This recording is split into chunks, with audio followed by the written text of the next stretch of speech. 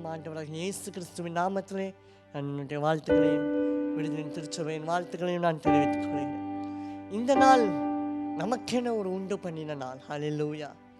This is the day that the Lord has made for us. Let us rejoice in it and be glad in it. Rejoice and be glad in it ன்னு சொல்லும்போது ரிஜாய்ஸ்னா அதில் நாம் மனமகிழ்ச்சியாக இருப்போம். கிளாட்னு சொல்லும்போது தமிழில் என்ன அதை குறித்து ஒரு பெரிதான ஒரு சந்தோஷம், அந்த நாளை குறித்து ஒரு பெரிதான ஒரு நிறைவு, அதுதான் அந்த gladness. I am glad that you came அப்படின்பா. ஒருத்தரை பார்க்கும்போது ஒரு மனநிறைவு, ஒரு சந்தோஷம் வருது பார்த்தீங்களா, உள்ளத்தில் ஆழத்துலேருந்து ஒரு சந்தோஷம், அதான் கிளாட்னஸ். ஸோ அந்த சந்தோஷம், அந்த கிளாட்னஸ், அந்த ரிஜாய்ஸ், அந்த happiness God is going to give you today. இன்னைக்கு ஆண்டவர் நம்மள்கிட்ட கொடுக்க போறார்.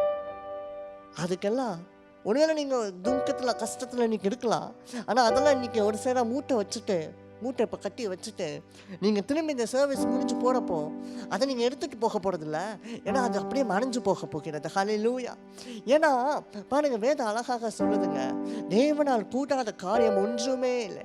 கர்த்தர் மேல் உன் பாரத்தை வை, அவர் எல்லாவற்றையும் பார்த்து கொள்வார். அதுதான் பலவீனனா நம்ம இருக்கிறோம்.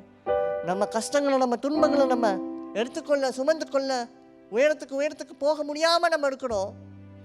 ஆனா ஆண்டவர் இன்னைக்கு சொல்றாரு, ஆண்டவர் அழகாக ஏசாயால சொல்றாரு, தேவஜனமே, கர்த்தரை நம்பி இருந்தா, if you have hope in the Lord, God will renew your strength.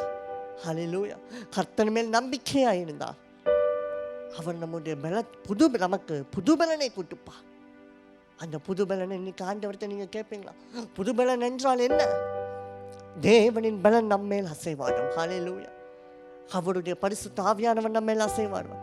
அப்படி அசைவாடும் போதோ இந்த கஷ்டங்களை எல்லாவற்றையும் நாம் மேற்கொண்டு வருவோம். எல்லா துன்பங்களையும், எல்லா குழப்பங்களையும், எல்லா சோதனைகளையும் நாம் மேற்கொள்ளுவோம். Behold, I have overcame the world. அப்படிதான் ஆண்டவருக்கு இயேசு கிறிஸ்து பூமியின் உள்ளாவின போது சொல்றார், நான் உலகத்தில் வசிக்க போது நான் உலகத்தை ஜெயித்தேன், நீங்களும் ஜெயிப்பீர்கள். Of course you will, by my strength, through my power. பலத்தினாலும் அல்லங்க, பராக்கிரமத்தினாலும் அல்லங்க, கர்த்தருடைய ஆவியினால் எல்லாமே ஆகும்.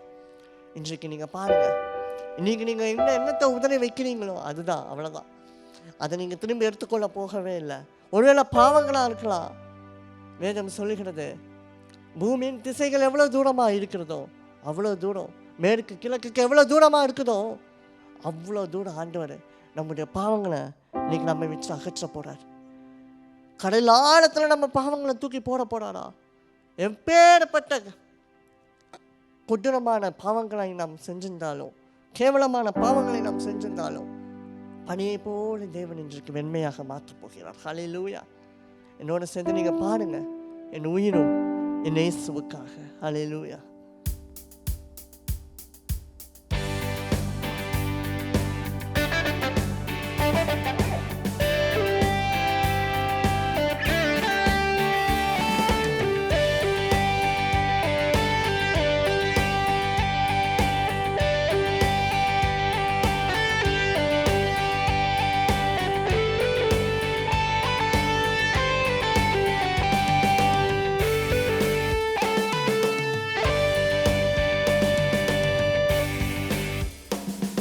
என் உயிரும் என் இயேசுவுக்காக,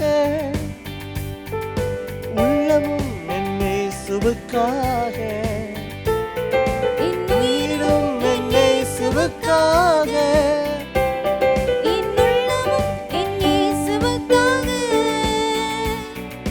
இயேசுவையே நான் நேசித்தேன், இயேசுவையே நான் தியானித்தேன், இயேசுவிலே நான் களிகூற வேண்டுமே. என் இயேசுவையே நான் நேசித்து, இயேசுவையே நான் தியானித்து, இயேசுவிலே நான் களிகூற வேண்டுமே. என் இயேசுவையே நான் நேசித்து, இயேசுவையே நான் தியானித்து, இயேசுவிலே நான் களிகூற வேண்டுமே.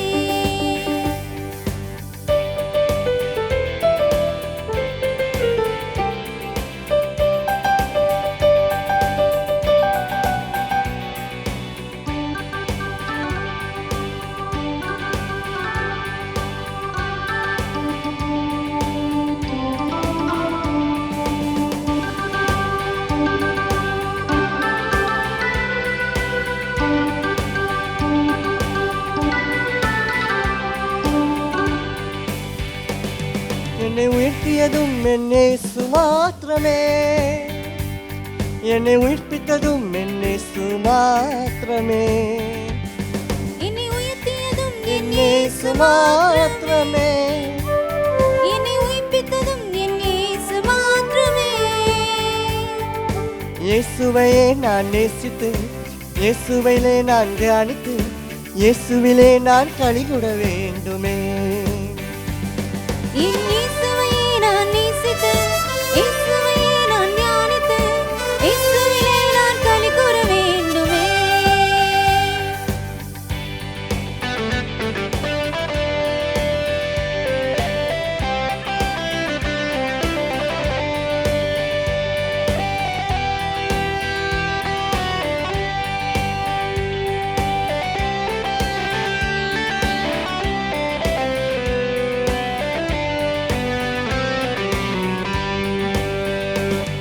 என் ஆசை என்னேசு மாத்திரமே, என் வாஞ்சையும் அவர் சமூக மாத்திரமே, என் ஆசை இயேசு மாத்திரமே, என் வாஞ்சையும் அவர் சமூக மாத்திரமே.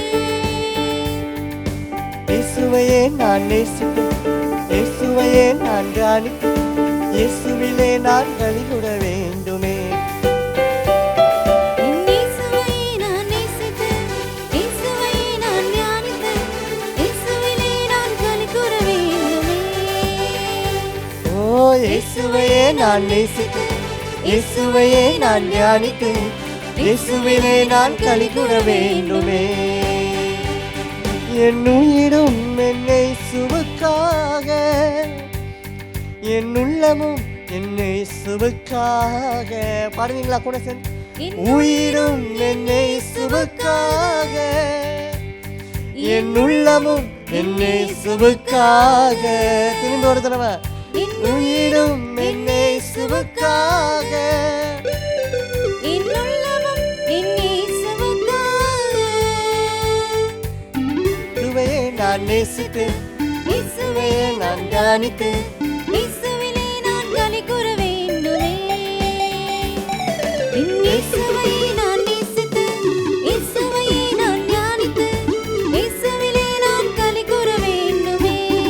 உள்ளத்தில் ஆழத்திலிருந்து இயேசுவையே நான் நேசித்து, இயேசுவையே நான் தியானித்து, ஓ இயேசுவிலே நான் களிகூர வேண்டுமே. என் இயேசுவிலேன்னு சொல்லு. என் இயேசுவிலே நான் நேசித்து, இயேசுவையே நான் தியானித்து, என் இயேசுவிலே நான் களிகூட வேண்டுமே. என் இயேசுவையே நான் நேசித்து, இயேசுவையே நான் தியானித்து, இயேசுவிலே நான் களிகூட வேண்டுமே. ஹல்லேலூயா.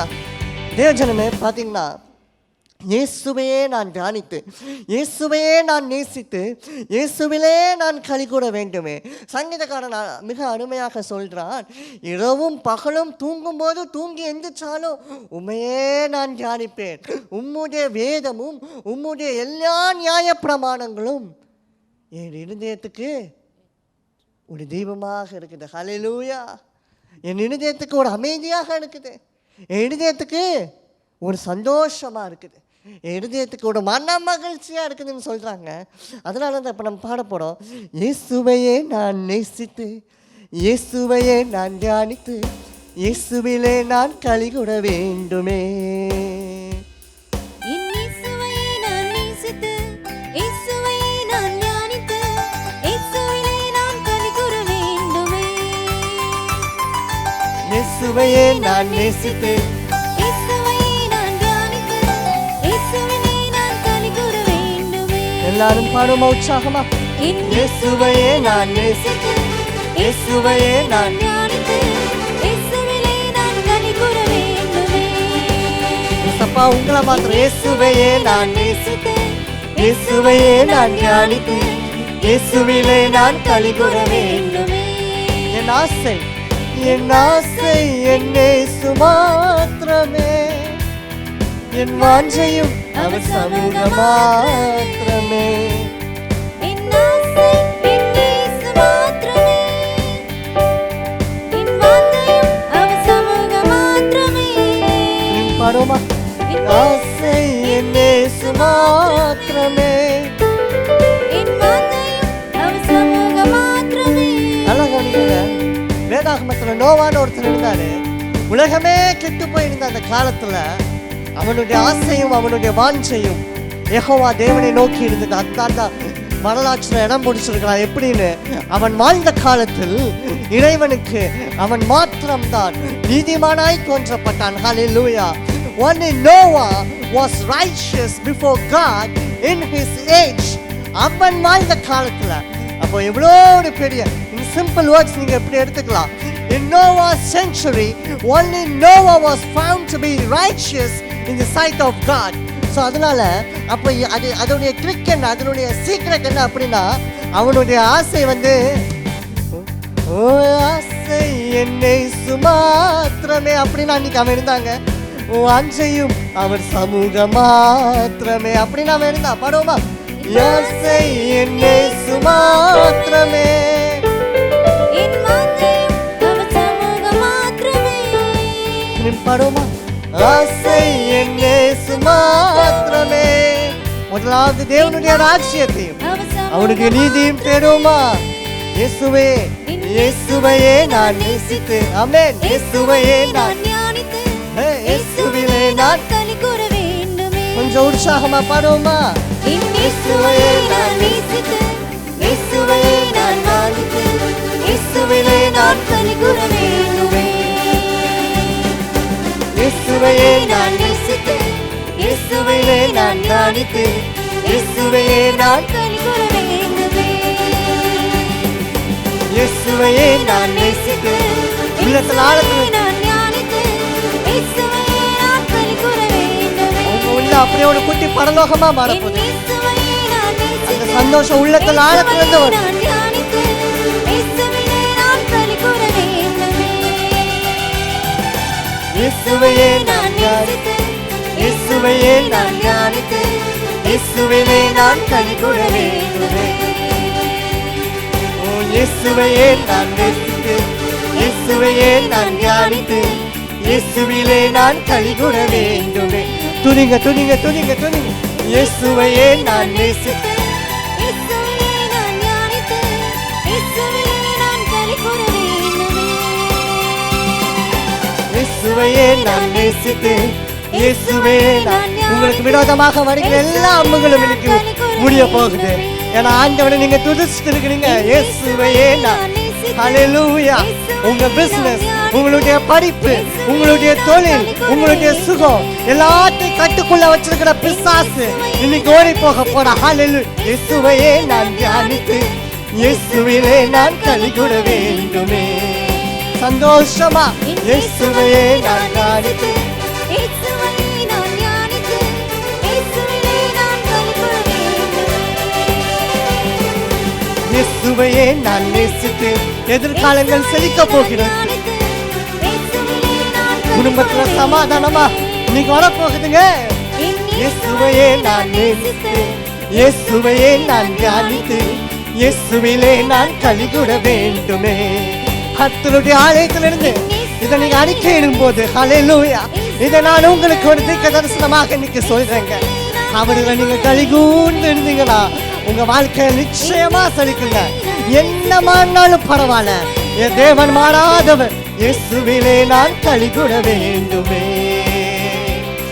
என் இயேசுவையே நான் நேசித்து, இயேசுவையே நான் தியானித்து, இயேசுவிலே நான் களி கூற வேண்டுமே. ஓ அந்த சந்தோஷம். இயேசுவையே நான் நேசித்து, இயேசுவையே நான் தியானித்து, இயேசுவிலே நான் களி கூற வேண்டுமே. இயேசுவையே நான் நேசித்து, இயேசுவையே நான் தியானித்து, ஒரு நாள் அவன் மேகம் மீது வரப்போகிறான். அன்றைக்கு நீங்களும் நானும் முகமுகமா இயேசுவையே நான் நேசித்து, இயேசுவையே நான் ஞானித்து, இயேசுவிலே நான் களி கூற வேண்டுமே. ஹல்லேலூயா. இயேசுவே நான் நேசித்து, இயேசுவே தியானித்து, இயேசுவிலே களி கூற வேண்டும்னு சொல்லும்போது எவ்வளோ ஒரு பெரிய சந்தோஷம் பாருங்க. ஒரு நாள் ஒன்று வருங்க, அன்றைக்கு பூமியிலேருந்து எல்லாரும் கூடி வருவாங்களாம்.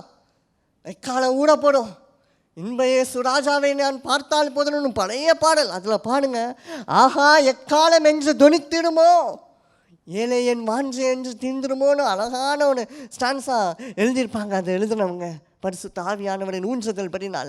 ஸோ அதை தான் நான் சொல்ல விரும்புகிறேன். நாள் ஒன்று வரும், அந்த நாளில் உங்களை பகைச்சவனும் உங்கள் கூட தான் நிற்பான், உங்களை விரும்பினவனும் கூட தான் இருப்பான். ஆனால் நீதி யாருக்கு கிடைக்குதுன்னு நீதி உள்ள நியாயாதிபதி கொடுக்க போகிறாரு. ஹல்லேலூயா. இன்றைக்கு உங்கள் கஷ்டத்தை பார்க்காதீங்க, உங்கள் துன்பத்தை பார்க்காதீங்க. ஒன்றே ஒன்று மாத்திரம் உங்கள் பிசாசை பார்த்து, உங்கள் பிரச்சனையை பார்த்து, உங்களுடைய தோல்விகளை பார்த்து, உங்களுடைய படிப்பை பார்த்து, உங்களுடைய எதிர்காலத்தை பார்த்து, உங்கள் வேலையை பார்த்து ஒன்றே ஒன்று சொல்லுங்கள், என் கூட சேர்ந்து சொல்லுங்கள், ஹல்லேலூயா. இயேசுவையே நான் நேசித்து, இயேசுவையே நான் தியானித்து, இயேசுவிலே நான் களிகூட வேண்டுமே. இயேசுவையே நான் நேசித்து,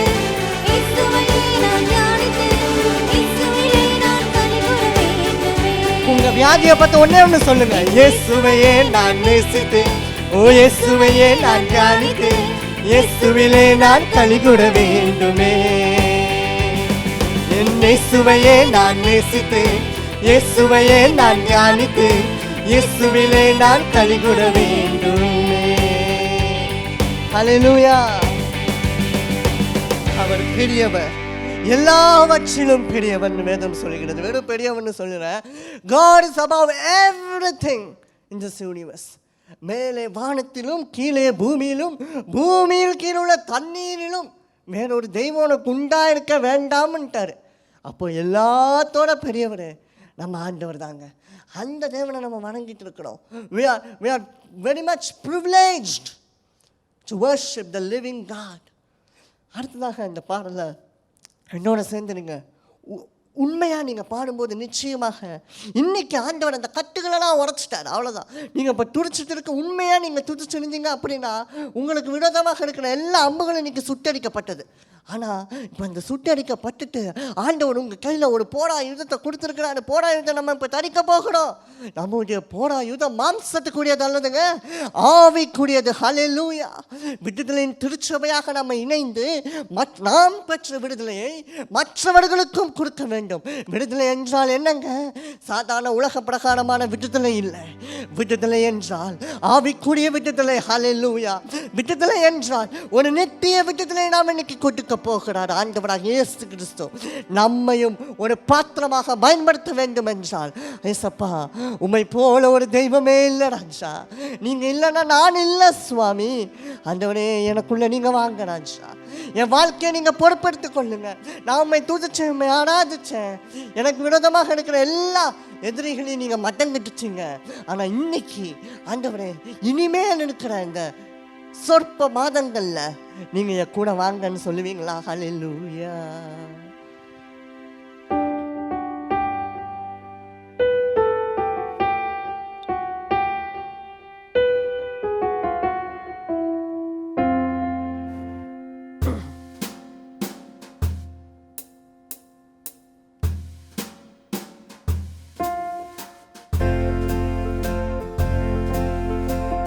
நீங்க பாடிக்கிட்டே இருக்கும்போது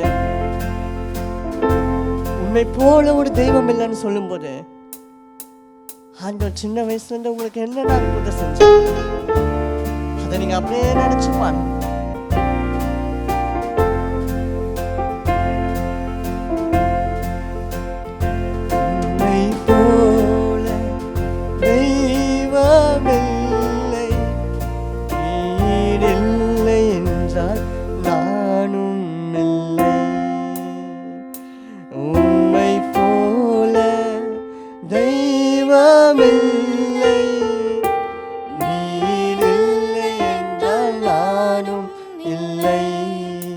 பாடுமா? உம்மை போல தெய்வமில்லை,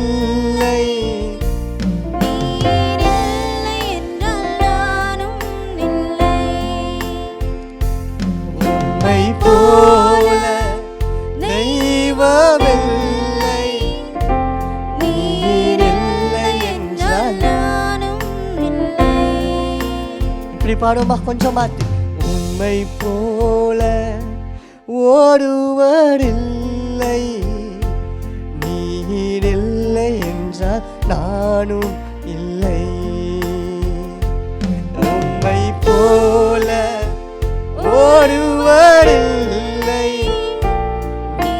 There is none like you. கண்ணில் கண்ணாக வாழ்ந்த என்னை கண்ணில் கண்ணாக வாழும் முல்லை அன்பிற்கு அளவே இல்லை. Yes, Lord. அன்பிற்கு அளவே இல்லை. உம்மை போல தெய்வமில்லை. ஹல்லேலூயா. நீர் இல்லை என்றால் நானும் இல்லை. உம்மை போல உம்மை போல தெய்வமில்லை. நீர் இல்லை என்றால் நானும் இல்லை.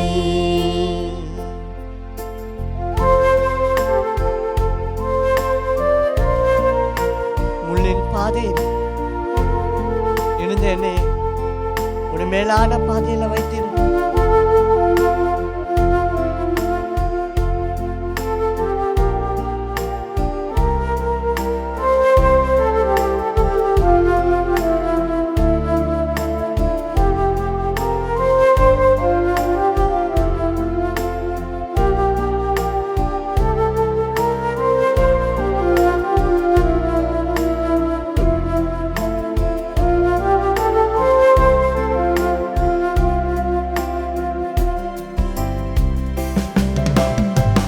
முள்ளின் பாதையில் நடந்தேன் நான், உந்தன் மார்பத்தை இழந்தேன் நான்.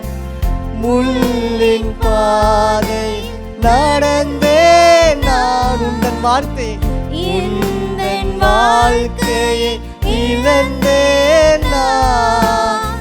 முள்ளின் பாதையில் நடந்தேன் நான். ஆண்டவரே, உங்க வார்த்தையை இழந்துட்டேன். என் வாழ்க்கை போச்சு. உங்க வார்த்தை என் வாழ்க்கையிலையும் போயிட்டுராச்சா. ஆமென். துடித்தேன் நான், தாயில்லா பிள்ளை போல் அழுதேன் நான். நீரில்லா மீனை போல் துடித்தேன் நான், தாயில்லா பிள்ளை பிள்ளை போல் அழுதேன் நான். மார்போடு அடைத்தீரே, ஒரு தாயை போல் காத்தீரே. மார்போடு அடைத்தீ மார்போடு அணைத்தீரே, ஒரு தாயைப் போல் காத்தீரே. உண்மையாய் பாடுமா. மார்போடு அடைத்தீரே, ஒரு தாயைப் போல் காத்தீரே. Oh, yes, Lord. மார்போடு அடைத்தீரே, ஒரு தாயை போல் காத்தீரே. உம்மை போல தெய்வமில்லை, நீர் இல்லை என்றால் நானும் இல்லை. உம்மை போல தெய்வம் இல்லை, நீர் இல்லை என்றால் நானும் இல்லை.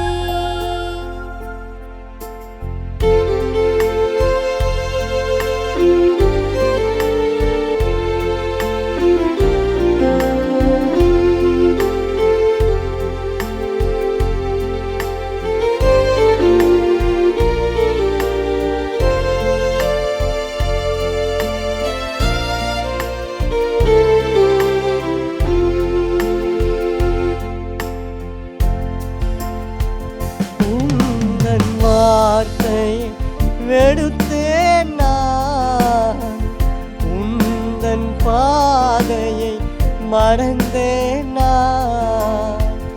உந்தன் வார்த்தையை வெறுத்தேன் நான், உந்தன் பாதை மறந்தேன் நான்.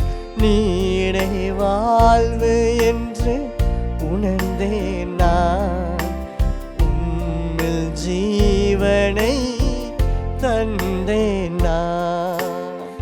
நீரே வாழ்வு என்று உணர்ந்தேன் நான்.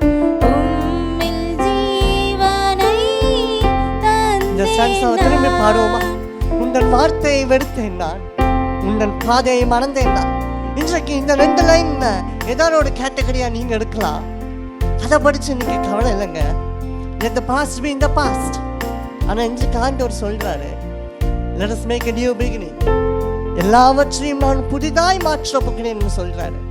என்னோட சேர்ந்து இது அப்படியே மனம் கசந்து நீங்க சொல்லுவீங்களா? ஆண்டவரே, உங்க வார்த்தையை நான் வெறுத்தேன், உங்க பாதையை நான் மறந்தேன், என் இஷ்டப்படி நான் செஞ்சேன் ஆச்சா. ஆனாலும் நீங்க இரக்கமுள்ள தேவன், என்ன நீங்க ஏற்றுக்க மாட்டீங்களான்னு கேட்பீங்களா? அப்படி நீங்க கேட்கும்போது நிச்சயமாக தேவன் உங்களுக்கும் ஒரு அந்த பரலோக ஸ்தலத்துல ஒரு ஸ்தலம் இருக்குதுங்க. ஹல்லேலூயா. உங்களுக்கும் ஒரு ரட்சிப்பு இருக்கிறது. இன்றைக்கு சாதாரண ஒரு பிலீவர்னு சொல்லிட்டு எவ்வளவு நாள் நீங்க ஓட்டிக்கிட்டே இருக்க போறீங்க? ஆவிக்குரிய ரட்சிப்பு என்றால் ஆவியானவருடைய ஆளுகை தாங்க ரட்சிப்பு. ஹல்லேலூயா.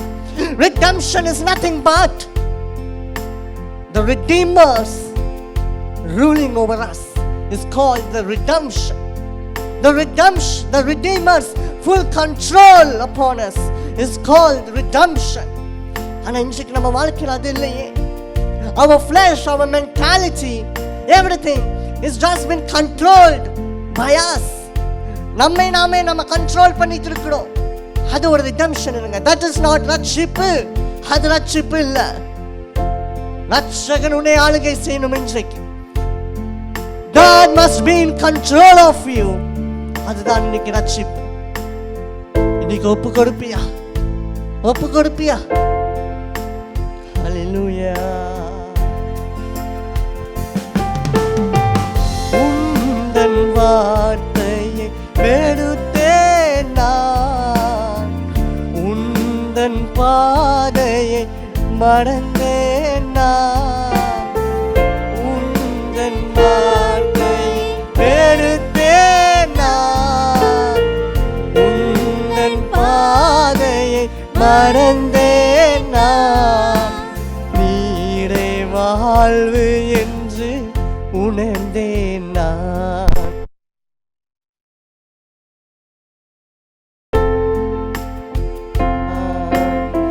நீரே வாழ்வு என்று உணர்ந்தேன் நான். உம்மில் ஜீவனை அப்படியே உங்க மனசை மாத்திரம் திறந்து ஆண்டவரே என்ன இந்த கோரஸை பாடு. வாழ்வு என்று உணர்ந்தேன் நான், உம்மில் ஜீவனை தந்தேன் நான். வழிகாட்டும் தெய்வமே, என்னை காக்கும் கர்த்தரே. ஹல்லேலூயா. ஓ வழிகாட்டும் தெய்வமே, என்னை காக்கும் கர்த்தரே.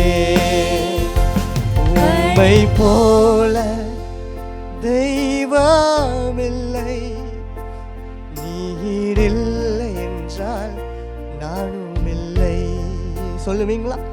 உம்மை போல தெய்வம் கடைசியா பாடிட்டு இருக்கிறோம். இது மாதிரி ஒரு சான்ஸ் திரும்பி கிடைக்கும்னு நினைக்காதீங்க. ஒப்பு கொடுத்துருங்க. உம்மை போல இதோ வாசற்படியில் நிக்கிறேன்னு சொன்னவரு அவர் வாசற்படியிலே நிப்பான்னு நினைக்காதீங்க. Of course he is a gentle God, but வாசற்குள்ள அப்படியே புகுந்து வரதுக்கும் அவருக்கு வல்லமை இருக்குதுங்க. அந்த நேரத்துல நீயும் நானும் எந்த சிச்சுவேஷன்ல இருப்போம்? In what situation we will be when he enters our house? இல்லை என்றால் நானும் இல்லை.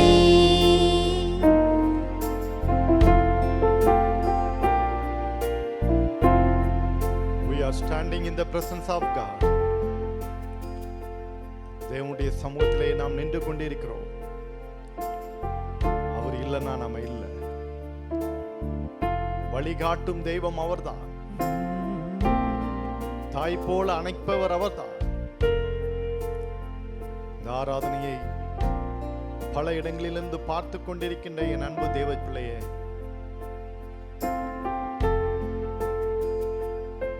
அந்த உண்மையான தெய்வத்திடத்திலிருந்து ஓடு வருவாயானா, என்னிடத்தில் வருகிற ஒருவரையும் நான் புறம்பே தள்ள மாட்டேன் என்று சொன்ன அந்த தெய்வம் உங்களை அணைத்துக் கொண்டு ஆசீர்வதிப்பார். ஏசப்பா, உம்மை தேடி நான் வருகிறேன் ஆண்டவரே, என்னை ஏற்றுக்கொள்ளும். என் பாவங்கள் மீறுதல்களை மன்னியும். என் வாழ்க்கையிலே ஒரு ஜீவ ஒளியை தாரும். நான் அநேகருக்கு ஆசீர்வாதமானவளாக என்னை மாற்றும் என்று கேளுங்க. அவர் உங்களை மாற்றுவார். வழிகாட்டும் தெய்வமே, அடுத்து என்ன செய்யணும்னு எனக்கு தெரியல. குழம்பிக் கொண்டிருக்கிறியா? நான் என்ன படிக்கணும்? எந்த வேலைக்கு போகணும்? என் திருமணம், என்னுடைய வேலை வாய்ப்பு, என்னுடைய குடும்பம், என் பொருளாதாரம் என்ன ஆகுன்னு தெரியல. நீ யோசிக்கிறியா? என் வியாதி, இதிலே என் காலம் எல்லாம் போய்விடும் என்று நினைக்கிறையா? வழிகாட்ட ஒரு தெய்வம் உண்டு. அவர் உன்னை வழிகாட்டுவார். Will you please join with us and sing these 2 lines with meaningfully? While you sing this song, definitely you will feel the presence of God in your mind. You feel the holy presence in your house. The Lord will make you something different this morning. Hallelujah. Let us sing.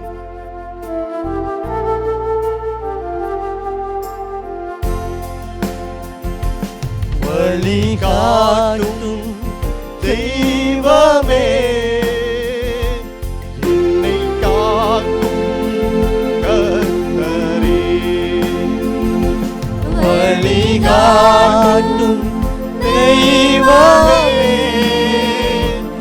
என்னை காக்கும் கர்த்தரே. எல்லாரும் கரங்களை உயர்த்தி வழிகாட்டும் தெய்வமே, என்னை காக்கும் கர்த்தரே. one more time. வழிகாட்டும் தெய்வமே, என்னை காக்கும் கர்த்தரே. உம்மை போல உம்மை போல தெய்வமில்லை, நீர் இல்லை என்றால் நானும் இல்லை. உம்மை போல தெய்வமில்லை, நீர் இல்லை என்றால் நானும் இல்லை. Oh, the Holy Spirit, we bow down before you. We acknowledge and recognize in your presence in our midst. Oh, the holy power. We pray for the people, those who are watching this deliverance service. Lord, I pray that wherever they are, whatever they do,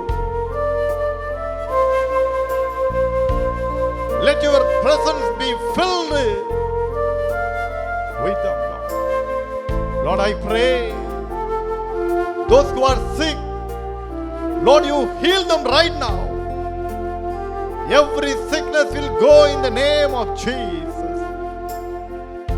Lord, I pray that those who are fear about their future, Lord Jesus, take out their fear and make them courageous. Fill them with your everlasting joy. those who are not knowing the further steps to go, Lord, you show them the clear steps where they will go. Thank you, Holy Spirit. I pray for the people, those who are looking for their higher studies. Lord, you do the miracle. I pray for the youngsters, those who are looking for their marriage life. Lord, you do the miracle in their life, Lord. Lord, I pray that those who are jobless, give them good job this week itself. Lord, I pray that those who are praying with different requests and concern, Lord Jesus, please do the miraculous, wondrous, marvelous things in your life. Let them hear and experience and see the days to come. Let your grace be upon them. Let your peace be with them. Thank you, Lord. உம்முடைய பிரசன்னத்திற்காக நன்றி இயேசு சுவாமி. உம்முடைய வார்த்தையை கேட்பதற்காக நாங்கள் ஆயத்தப்படுகிறோம். எங்களோடு கூட பேசும் ஜீவ வார்த்தையை கொண்டு எங்களை ஆசீர்வதிப்பீராக. Speak to us, O Lord, speak to us through your word, through your servant. இயேசுவின் நாமத்தில் நீர் எங்களோடு கூட பேசும்படியாக நாங்கள் கேட்கிறோம் அப்பா. நீர் பேசும் நாங்கள் கேட்கட்டும். இயேசுவின் நாமத்தில் வேண்டிக் கொள்கிறோம் பிதாவே. ஆமென், ஆமென், ஹல்லேலூயா. என் அன்பு சகோதர சகோதரிகளே, எனக்கு மிகவும் பிரியமான திருச்சபை மக்களே, ஆண்டவராகிய இயேசுவின் நாமத்தினாலே உங்கள் அனைவரையும் நான் வாழ்த்துகிறேன்.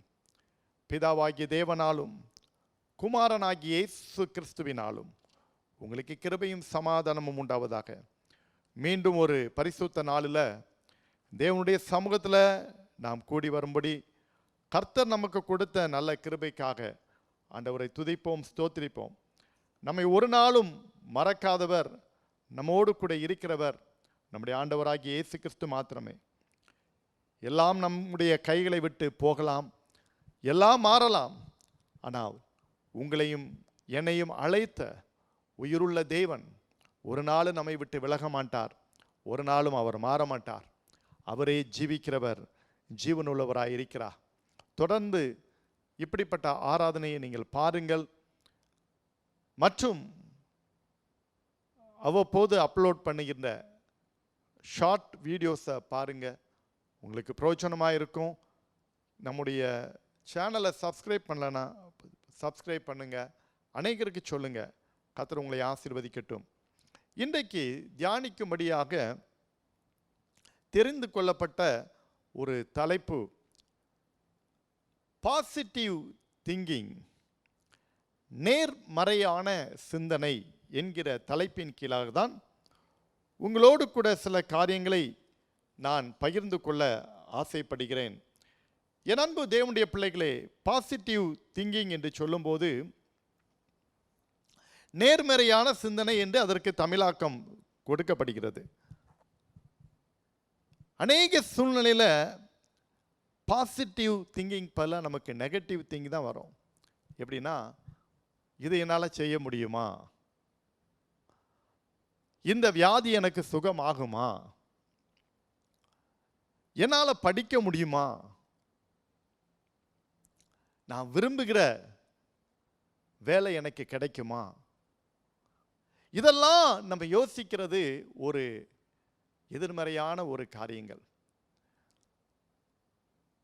நேர்மறையா யோசிக்கும் போது எப்படி இருக்கும்? இதே இது எனக்கு வேலை கிடைக்கும், எனக்கு வியாதி சுகமாகும், என் வாழ்க்கையிலே நான் விரும்பின படிப்பு படித்து நான் உயருவேன். இதெல்லாம் நேர்மறையான சிந்தனை. அப்போ உங்களுக்கு தெரியுது, எதிர்மறையான நேர்மறையான ரெண்டு சிந்தனை, ரெண்டுக்கும் ஒரு வித்தியாசம் இருப்பதை நாம் பார்க்கக்கூடியது. அந்த பாசிட்டிவ் திங்கிங் தான் இன்னொரு வார்த்தை கொடுக்கலாம். ஆப்டிமிஸ்டிக் ஆட்டிடியூட் என்று சொல்லலாம். Optimistic attitude, it is the practice of focusing on the good in any given situation. அதாவது நம்முடைய ஃபோக்கஸ் எந்த சூழ்நிலையிலும் நல்ல காரியத்தை நோக்கி நம்முடைய ஃபோக்கஸ் இருப்பது தான் பாசிட்டிவான திங்கிங் என்று அர்த்தம். பாசிட்டிவ் திங்கிங்கில் எந்த விதமான நல்லதல்லாத காரியங்கள் நிச்சயமாக பாசிட்டிவ் திங்கிங்கில் இருக்காது. அதுதான் இதில் அருமையான ஒரு டெஃபினிஷனை நம்ம பார்க்குறோம். It is the practice of focusing on the good of any given situation. எந்த சூழ்நிலையிலும் நல்ல காரியத்துக்கு நேராக நம்முடைய ஃபோக்கஸை நம்ம வைத்து பார்க்கும்போது, எந்த சிச்சுவேஷன்லையும், இன் எனி சிச்சுவேஷன், ஒருவேளை நம்பிக்கை இல்லாத ஒரு சிச்சுவேஷனாக இருக்கலாம், எந்த விதமான ஒரு சிச்சுவேஷனாக இருக்கலாம், அது இழப்பாக இருக்கலாம், அது பயமாக இருக்கலாம், தனித்து விடப்பட்ட சூழ்நிலையில் இருக்கலாம், சாத்தியமே இல்லாத ஒரு சூழ்நிலையில் இருக்கலாம். எதுவாக இருந்தாலும் சரி, அந்த சூழ்நிலையில் நம்முடைய ஃபோக்கஸ் குட் திங்ஸை நோக்கி இருக்கும்போது அது நமக்கு ஒரு பாசிட்டிவ் திங்கிங்கை கொடுக்குது, நேர்மறையான சிந்தனையை கொடுக்கிறது என்பதை நாம் புரிந்து கொள்ள முடிகிறது. என் அன்புக்குரிய தேவனுடைய பிள்ளைகளே, வரலாற்றிலே படித்த சில வீரர்களை குறித்து நாம் பார்க்கும்போது, சிவாஜி மராட்டிய வீரர் என்று நாம் வரலாற்றிலே படித்திருக்கிறோம். அந்த சிவாஜியுடைய தாயார் என்ன செய்வார்களாம், சிறு வயதிலே சிவாஜிக்கு வீரர்களுடைய கதைகளை, வீரத்தை, தீரத்தை, போர், இப்படிப்பட்ட கதைகளை சொல்லி அந்த சிந்தனையை, நேர்முக சிந்தனையை, ஒரு எதிர்மறை இல்லாமல் நேர்முகமாக அந்த காரியங்களை அவங்களுக்கு கற்றுக் கொடுத்துருக்காங்க, பாசிட்டிவாக திங்க் பண்ணுறதுக்கு. பின்னால் பாருங்கள், சிவாஜி ஒரு பெரிய மராட்டிய வீரராக ரொம்ப ஒரு பழைய நூற்றாண்டுகளிலே வாசிக்கும் போது அவருடைய பெயர் வரலாற்றிலே நாம் இடம்பெறுகிறது. அதே போல் ஜான்சி ராணி லட்சுமிபா என்று சொல்லக்கூடிய அந்த ஒரு வீராங்கனையை யோசித்து பார்க்கும்போது, அவங்களுடைய கிராண்ட் மதர் சோறு ஊட்டும்போது அல்லது ஆகாரம் ஊட்டும்போது பல வீராங்கனைகளை பற்றி, வீரர்கள் பற்றி அந்த வீர உணர்வுகளை ஊட்டியிருக்கிறார்கள். இப்படி நிறையா வரலாறுகளை படிக்கிறோம். அதே போல தான் பிள்ளைகளுடைய வாழ்க்கையில் நம்ம பெற்றோர் என்ன பாசிட்டிவாக, நீ எங்கே உருப்பட போகிறா அப்படின்னா அது அங்கேயே நெகட்டிவ் ஆகிட்டு, அது உருப்படுறதுக்கு அப்போ வழி இல்லை, அவ்வளோதான். இங்கே நம்மளே அறிக்கை செய்துடுறோம், நெகட்டிவ் திங்கிங், அவ்வளோதான், எங்கே உருப்பட போகிறான், நீலாம் இதை படித்தா அப்படின்னு சொல்லும்போதே அங்கே நெகட்டிவ் வந்துடுது. ஆனால் பிள்ளைகள்கிட்ட நம்ம சொல்லும்போது, உன்னால் முடியும், நீ படிக்கணும் அப்படின்னு சொல்கிறான், ஒரு பாசிட்டிவ். நீலாம் நல்ல நிலைமைக்கு வந்துடணும் அப்படின்னு சொல்லும்போது ஒரு பாசிட்டிவ். என் அன்புக்குரிய தேவனுடைய பிள்ளைகளே, அந்த பாசிட்டிவ் திங்கிங்க்கும் நெகட்டிவ் திங்கிங்க்கும் ஏகப்பட்ட வித்தியாசமான ஒரு காரியங்கள் இருக்குது. எப்படி பிள்ளைகளை நம்ம மோட்டிவேட் பண்ணுறோம், அதே போல் எப்படி ஆசிரியர்கள் ஸ்டூடெண்ட்ஸை மோட்டிவேட் பண்ணுற காரியங்கள் பாசிட்டிவ். அந்த பாசிட்டிவ் திங்கர் அதாவது எதிர்மறையாக இல்லாமல் நேர்மறையாக நம்ம சிந்திக்கக்கூடிய ஒரு சிந்தனையாளராக மாறும்போது எல்லாமே நன்மையாக நடக்கும். ஒருவர் விதமாக ஒரு முறை சொன்னார். என்ன சொன்னார்னா, உன்னையே நீ முதல்ல நம்பாட்டானா அப்புறம் யாரை நம்புவா? சாதாரணமாக ஒரு 100 மீட்டர் அல்லது 200 மீட்டர் ஓட்ட பந்தயத்தில் ஓடி நான் பார்க்கணும் அப்படின்ட்டு அதில் உனக்கு ஒரு கான்ஃபிடென்ஸ், அந்த மாதிரி உன்னை நீயே முதல்ல நம்பாமல் உனக்கே நம்பிக்கை இல்லாமல் இருந்தால் என்ன சாதிக்க முடியும் என்று ஒரு விதமாக கேட்கிறார். ஒருவேளை என்னை பற்றியே நான் ஒரு நெகட்டிவ் திங்கிங்கை நான் வச்சுக்கிட்டு நான் போனேன்னா நிச்சயமாக என்னால் சில காரியங்களை சாதிக்க முடியாது. ஒவ்வொருவருடைய வாழ்க்கையில் அதே போல தான் நம்முடைய வாழ்க்கையில் இருக்கிற எல்லா நெகட்டிவ் தாட்ஸ் எல்லாம் எடுத்து நம் பாசிட்டிவ் தாட்ஸ், பாசிட்டிவ் திங்கிங் நமக்குள்ள வரும்போது அது ஒரு மேன்மையான காரியங்களை, அசாதாரணமான காரியங்களை நம்முடைய வாழ்க்கையிலே கொண்டு வரும். உலகத்திலே சாதித்த சாதனையாளர்கள் உடைய பட்டியல்களை நிறையா பார்க்கும்போது அந்த பட்டியலில் அதுதான் சொல்லப்பட்டிருக்கிறது. இன்றைக்கி எத்தனையோ வருஷத்துக்கு பிறகு தடகளத்தில் ஒலிம்பிக்கு தங்கப்பதக்கம் வாங்கின நீரஜ் சோப்ராவை குறித்து பார்க்கும்போது அவருடைய வாழ்க்கையில் ஒரு பாசிட்டிவ் திங்கிங் ஓடிட்டே தான் இருந்திருக்குது. எத்தனையோ இது இருக்கார் இந்த ஒலிம்பிக்கில் அவர் வெற்றி பெறணும் அப்படின்ட்டு. இதே போல் நிறையா காரியங்களை நம்ம சொல்லிக்கிட்டே போடலாம். நிறைய உடைய தேர் ட்ரீம்ஸ் கேம் டு ஒருவேளை அது ஒரு ரியாலிட்டியாக மாறினதை நம்ம பார்க்கலாம். அவருடைய கனவுகள் எல்லாம் நினைவாக மாறுகின்ற ஒரு சூழ்நிலையெல்லாம் பாசிட்டிவ் திங்கர்ஸுடைய வாழ்க்கையில் பாசிட்டிவ் திங்கிங் இருக்கும்போது அப்படிப்பட்ட சாதனைகளை நாம் சாதிக்க முடியும். என் அன்புக்குரிய தேவனுடைய பிள்ளைகளே, உங்களுடைய வாழ்க்கையிலையும் அப்படிப்பட்ட ஒரு நல்ல காரியங்களை நீங்கள் பெற்றுக்கொள்ளனா, always you think positively, always you think positively. Negative thought வரதான் செய்யும். நம்ம என்ன தேவலோகத்தில் உள்ள தேவர்களா? இல்லையா? மனுஷீகத்தில் இருக்கும்போது அந்த நெகட்டிவ் திங்கிங், நெகட்டிவ் தாட் வரதான் செய்யும். ஆனால் maximum try to avoid it. நம்ம அதிகபட்சமாக அதை நம்ம அவாய்ட் பண்ணுறதுக்கு நம்ம முயற்சி செய்ய வேண்டும். இன்னைக்கு இதன் அடிப்படையில் இந்த நேர்மறையான சிந்தனை என்கிற தலைப்பின் கீழாக வேத புத்தகத்தில் இருந்து ஒரு மனிதனை உங்களுக்கு நான் கோடிட்டு காட்ட விரும்புகிறேன். நான் சொன்னேன், எந்த சிச்சுவேஷன்லேயும் நல்ல காரியத்தை சிந்திக்கிறவன் தான் ஒரு பாசிட்டிவ் திங்கராக இருக்க முடியும், எந்த சூழ்நிலையிலும். சரி, எப்படிப்பட்ட ஒரு சூழ்நிலையில் இந்த மனுஷன் வாழ்க்கையில் ஒரு பாசிட்டிவ் திங்கிங் இருந்துச்சு அப்படிங்கிற ஒரு காரியத்தை தான் நான் உங்களோடு கூட பகிர்ந்து கொள்ள போகிறேன். என்னாகமத்தின் புஸ்தகம் 13-14 அதிகாரமும் யோசுவாவின் புஸ்தகம் 14 அதிகாரத்தையும் மையமாக வைத்து கொண்டு இந்த சம்பவத்தை நான் உங்களோடு கூட நான் பகிர்ந்து கொள்ள இருக்கிறேன். என் அன்புக்குரிய தேவனுடைய பிள்ளைகளே, இந்த பாசிட்டிவ் திங்கர், இந்த நேர்மறையான சிந்தனையுடைய மனிதன் யார்? அவன்தான் காலேப். காலேப் என்று சொல்லக்கூடிய ஒரு மனிதனை குறித்து தான் இன்றைக்கி உங்களோடு கூட நான் பகிர்ந்து கொள்ள போகிறேன். எப்படிப்பட்ட சூழ்நிலையில் காலேப் ஒரு நேர்மறையான சிந்தனை உடையவனாக இருந்தான், ஒரு பாசிட்டிவ் திங்கிங் அவனுக்குள்ளே இருந்தது என்பதை குறித்து நான் உங்களுக்கு முன்பதாக வைக்க விரும்புகிறேன். என்னாகும் 13 அதிகாரம் 30 வசனத்தை வாசிக்கிறேன், கவனிங்கள்.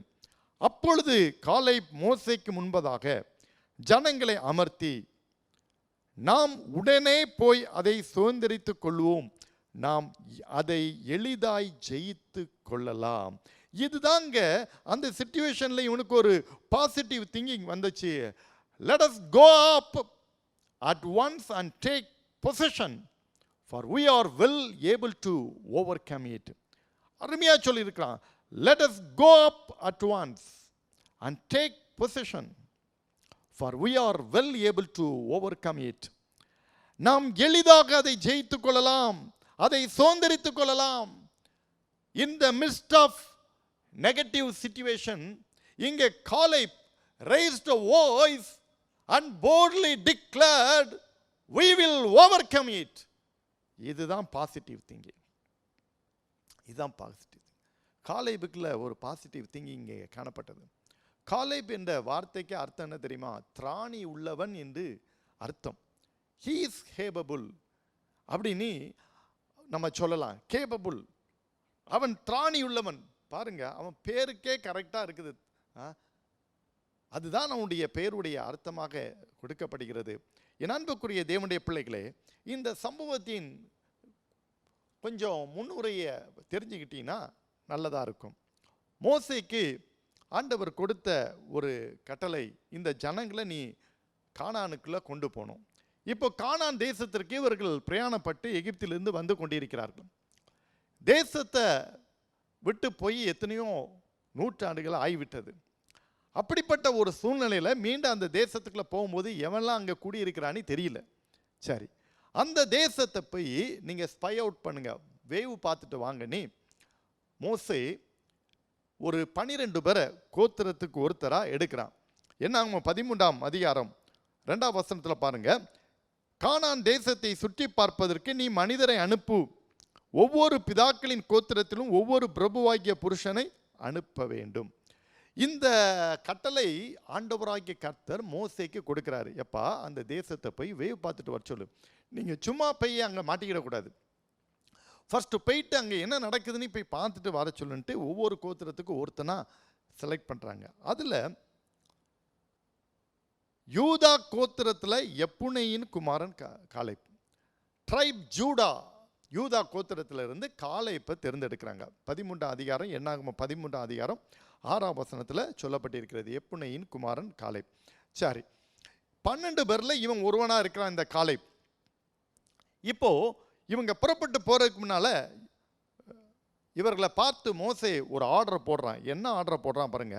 18ஆம் வசனத்தில் வாசிக்கும் போது என்ன ஆர்டர் போடுறான்? நீங்கள் எல்லாம் 12 பேரை சும்மா அனுப்பலை. நீங்கள் என்ன போய் பார்க்கணும், தேசம் எப்படிப்பட்டது, அங்கே குடியிருக்கிற மக்கள் பலவான்களா பலவீனரா, கொஞ்சம் பேரா நிறைய பேரா, அந்த தேசத்தின் நிலம் எப்படி இருக்குது, தண்ணி எப்படி இருக்குது, மக்கள் பெரிய பெரிய வீட்டில் குடியிருக்கிறாங்களா அல்லது எப்படி குடியிருக்கிறாங்க, இப்படின்னு 18, 19, 20 வசனத்தில் அப்படி பார்த்தீங்கன்னா நிறைய காரியங்கள் இருக்கு. அந்த தேசத்தினுடைய கனிகள், அதனுடைய அக்ரிகல்ச்சர் எப்படி இருக்குது, அதனுடைய மண் வளம் எப்படி இருக்குது, எல்லாத்தையும் பாருங்க. எப்படிப்பட்ட மக்கள் அங்கே இருக்கிறாங்க. இப்படி பார்த்துட்டு நீங்கள் எனக்கு ஒரு ரிப்போர்ட் கொடுக்கணும். நீங்கள் வேவு பார்த்துட்டு 12 பேர் போய் அந்த வேவு பார்த்துட்டு வந்து வேவுக்காரர்லாம் அங்கே போகிறாங்க, போயிட்டு எனக்கு ஒரு ரிப்போர்ட் கொடுக்கணும் அப்படின்னு மோசே ஒரு கட்டளை கொடுத்து அனுப்பிட்டாரு.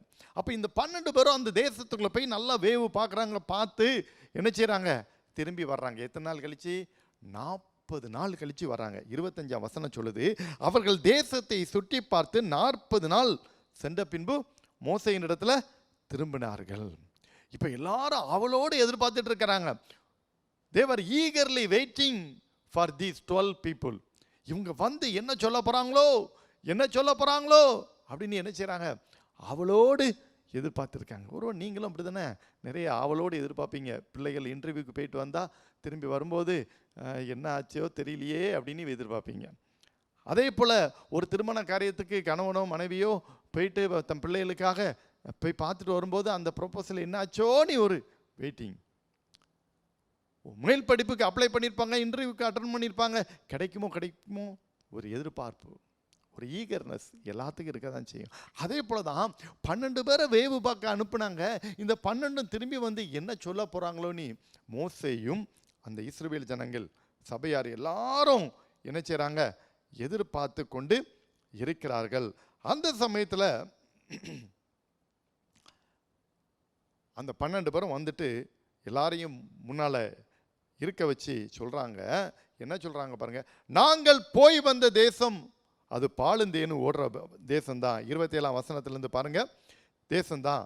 அந்த தேசத்தில் இருக்கிற ஜனங்கள் நிச்சயமாக பலவான்கள் தான்.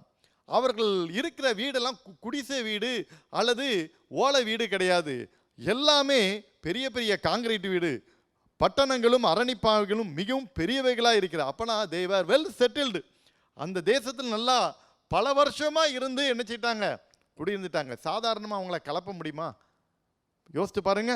இங்கே பாருங்க, சிலர் சாதாரண ஒரு இடத்துல பெரிய அவங்க இடம் இல்லாததை கூட பெருசாக என்ன செய்துடுறாங்க, சரி ஒரு சாதாரண ஒரு செட்டை போடுவாங்க, திருப்பி வீட்டையை கட்டிடுவாங்க. இப்படிலாம் இருக்குது. இப்போ என்னைக்காவது ஒரு அதிகாரி வந்து கவர்மெண்ட் ஒரு உத்தரவு கொடுத்து ஆக்கிரமிப்பெல்லாம் அகற்றுங்க அப்படின்னு சொல்லும்போது அப்புறம் தான் தெரியும், ஐயோ இவ்வளோ இடம் அரசாங்கத்துக்குள்ள இடத்துல தான் இவங்க இருந்திருக்காங்களா அப்படின்னு நம்ம பார்க்குறோம். சமீபத்தில் பல இடங்களில் என்ன செய்கிறோம், இப்படிப்பட்ட காரியங்களை நம்ம பார்க்குறோம். ஆக்கிரமிப்புகள் அகற்றப்படுகிறது காரியங்கள் எல்லாத்திலையும். அதே போல தான் இந்த தேசம் வந்து இஸ்ரவேல் ஜனங்களுக்கு வாக்கு கொடுக்கப்பட்ட தேசம். The promised land for Israel people, the promised land for people of Israel. இவர்களுக்குரிய தேசம் இது கானானியருக்கோ ஏத்தியருக்கோ எபூசியருக்கோ அமலேயருக்கோ உள்ள தேசம் அல்ல. அதை புரிந்து கொள்ள வேண்டும். இந்த தேசம் exclusively for the people of God, not for any other people. மற்ற யாருக்கு உள்ள தேசம் இது கிடையாது. ஆனா இவர்கள் அந்த தேசத்தை விட்டு எகிப்திலே வந்து குடியிருந்த அந்த காலகட்டத்தில் இந்த தேசம் மற்றவர்களால் ஆக்கிரமிப்பு செய்யப்பட்டது.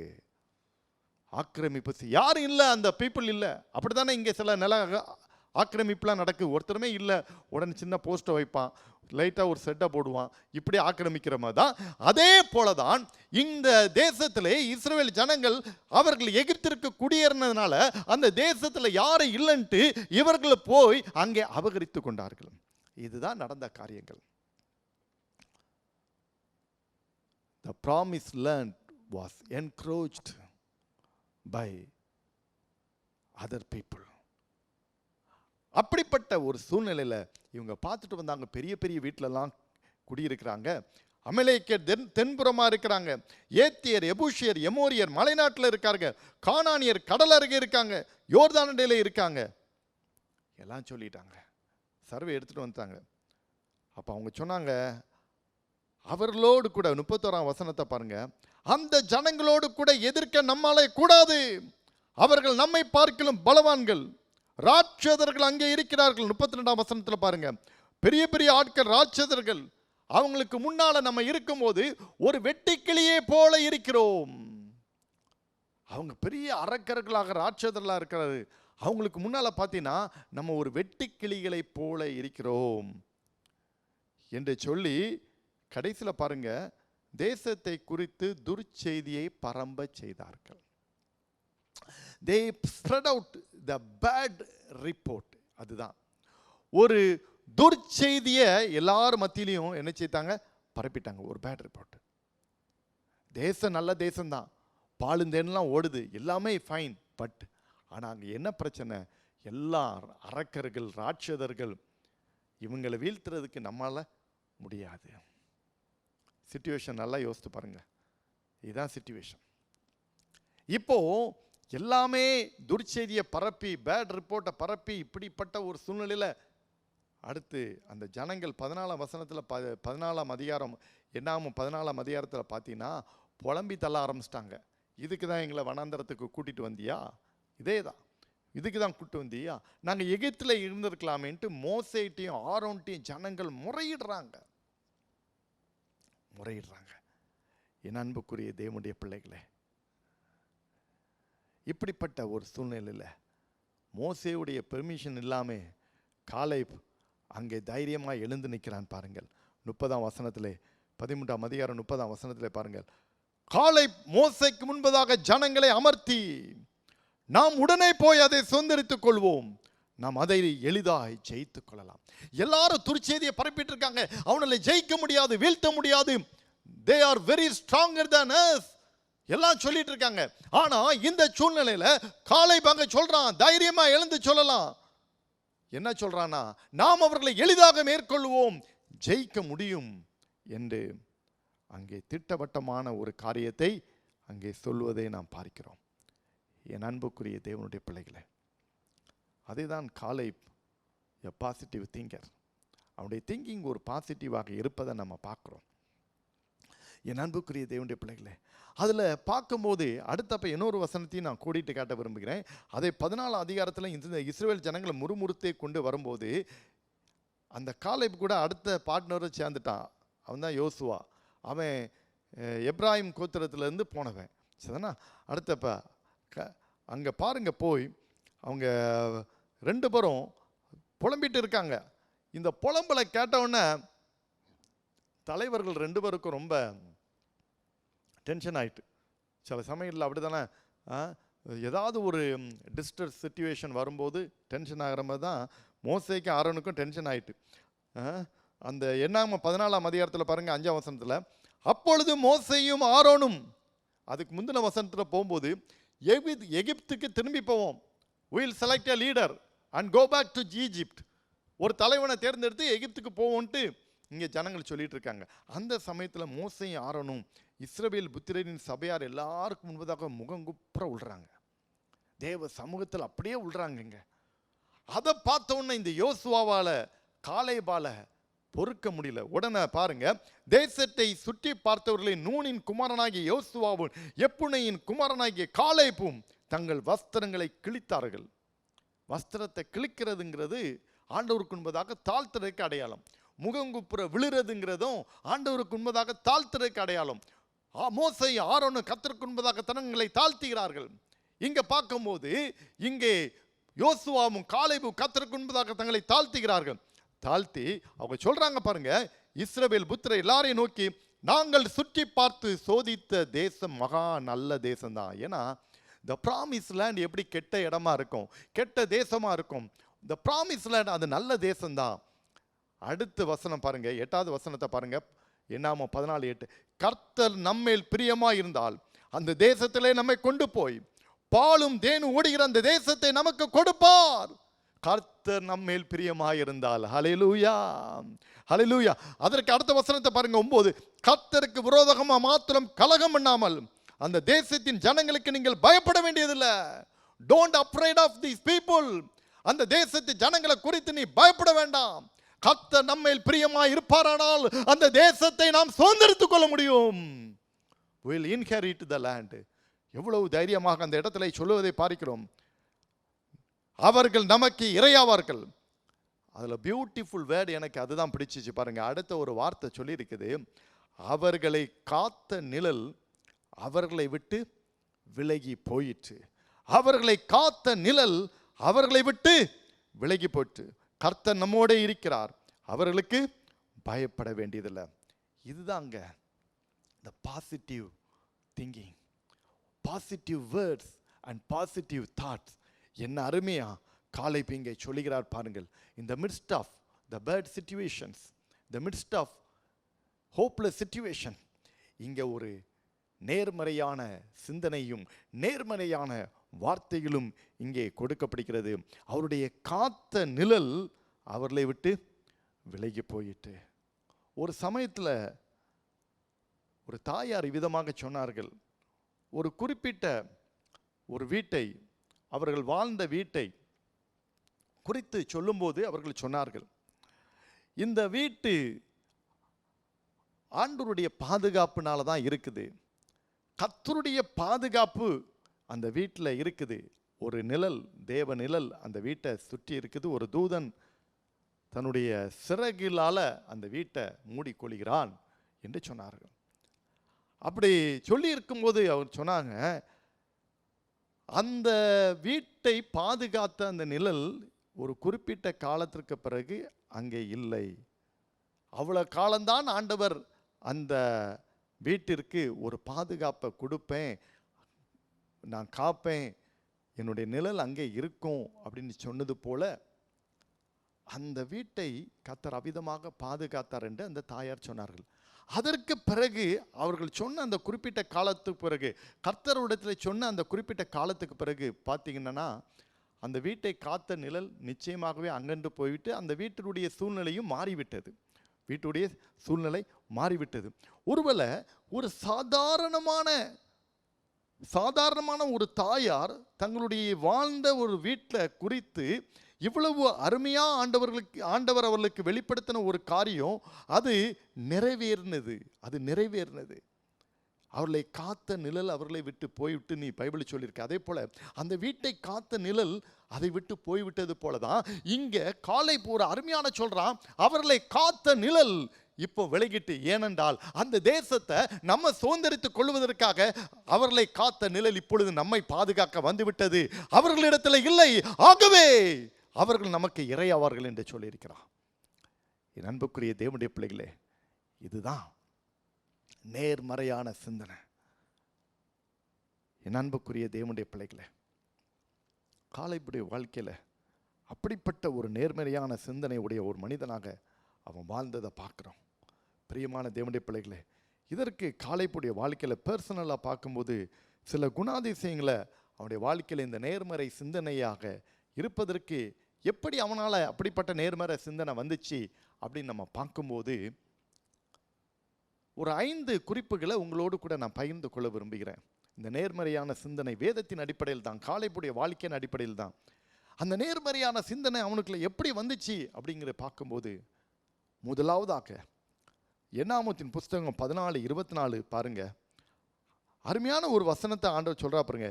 என்னுடைய தாசனாகிய காலேப் வேறே ஆவியை உடையவனாய் இருக்கிறபடினால், my servant Caleb, he has a different spirit in him.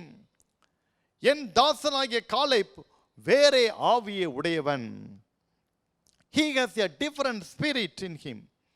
வேற ஆவி உடையவன். அப்ப நீங்க யோசித்து பாருங்க, போயிட்டு வந்தது 12 பேர்.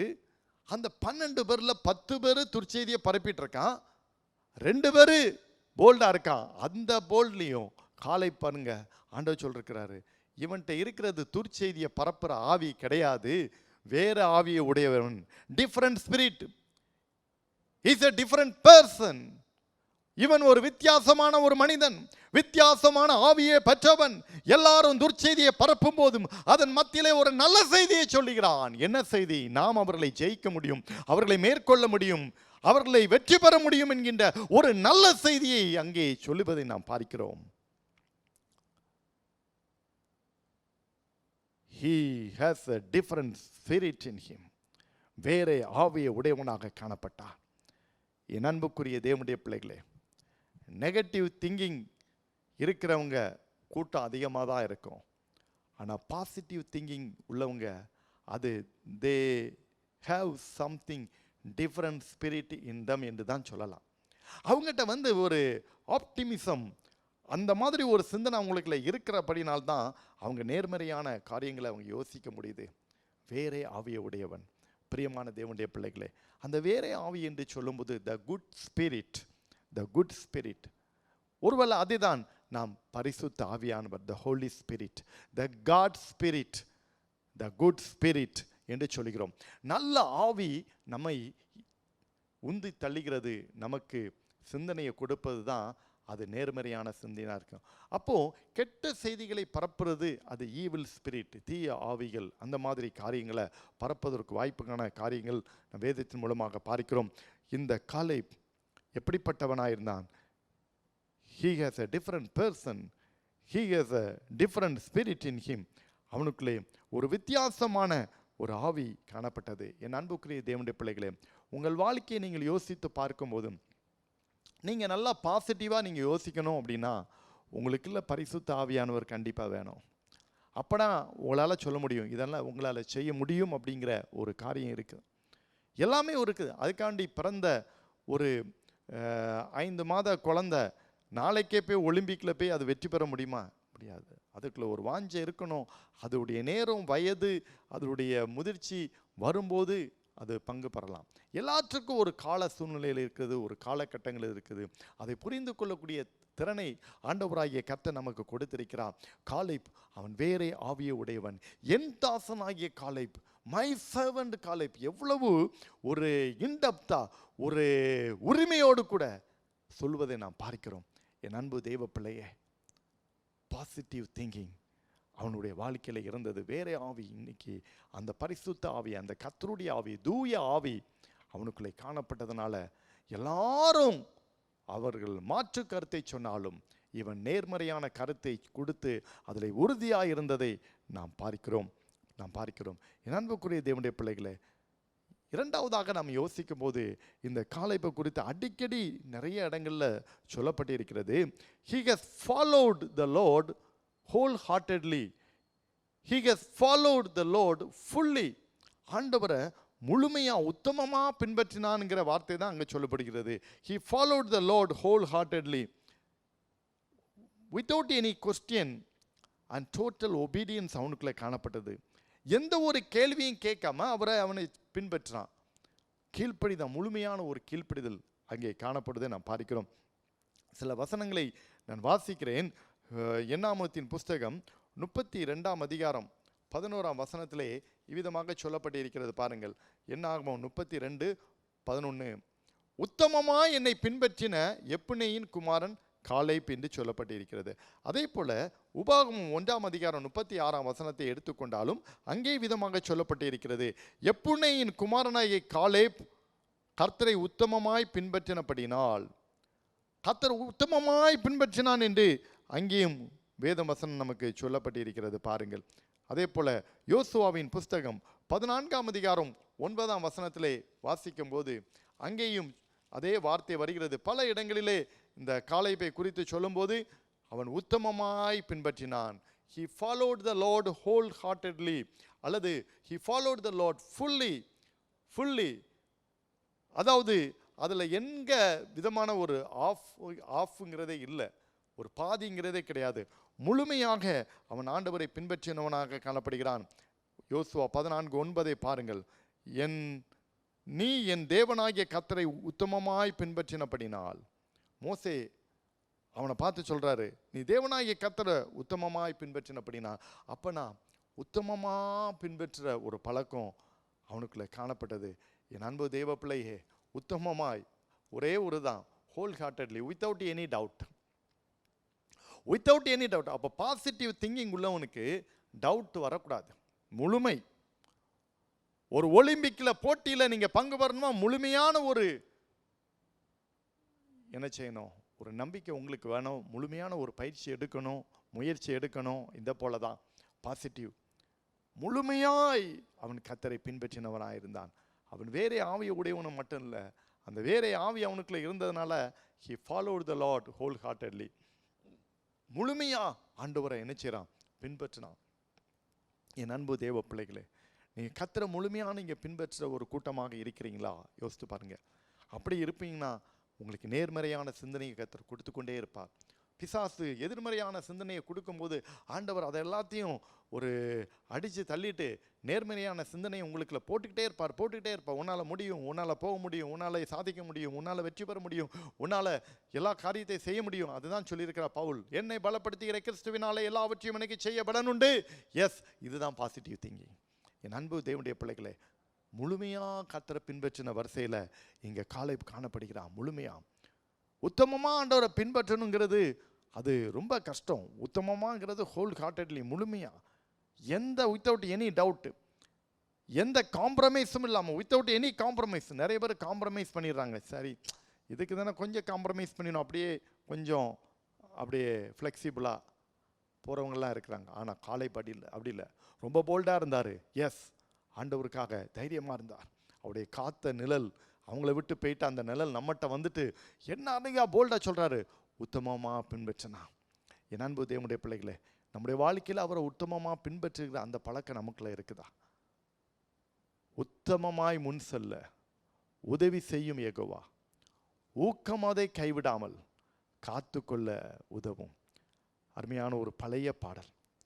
ஆண்டவரே, உத்தமமா எனக்கு முன் செல்ல எனக்கு உதவி செய்யுமப்பா என்று எங்களோடு கூட சேர்ந்து நீங்களும் பாடுறீங்களா? ஹல்லேலூயா. காலேப் ஆண்டவரை உத்தமமா பின்பற்றினாங்க. he followed the Lord wholeheartedly. இன்னைக்கு நீங்களும் அவரை உண்மையா உத்தமமா பின்பற்றுறதுக்கு முயற்சி எடுப்பீங்களா? கர்த்தர் உங்களை ஆசீர்வதிப்பார். ஹல்லேலூயா.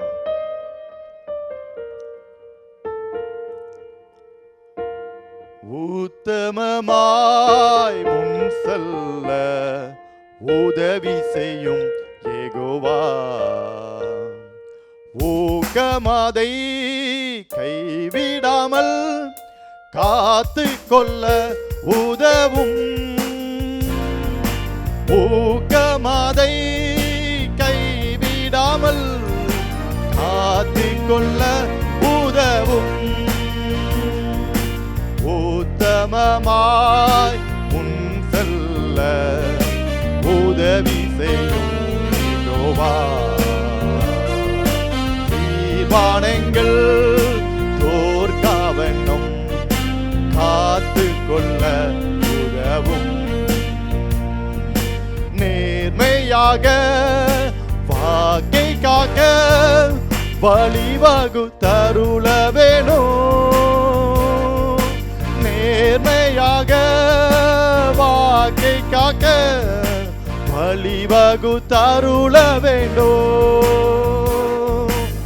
உத்தமமாய் முன் செல்ல உதவி செய்யும் யெகோவா. எல்லாரும் சொல்லுவோமா? உத்தமமாய் முன் செல்ல உதவி செய்யும் யெகோவா.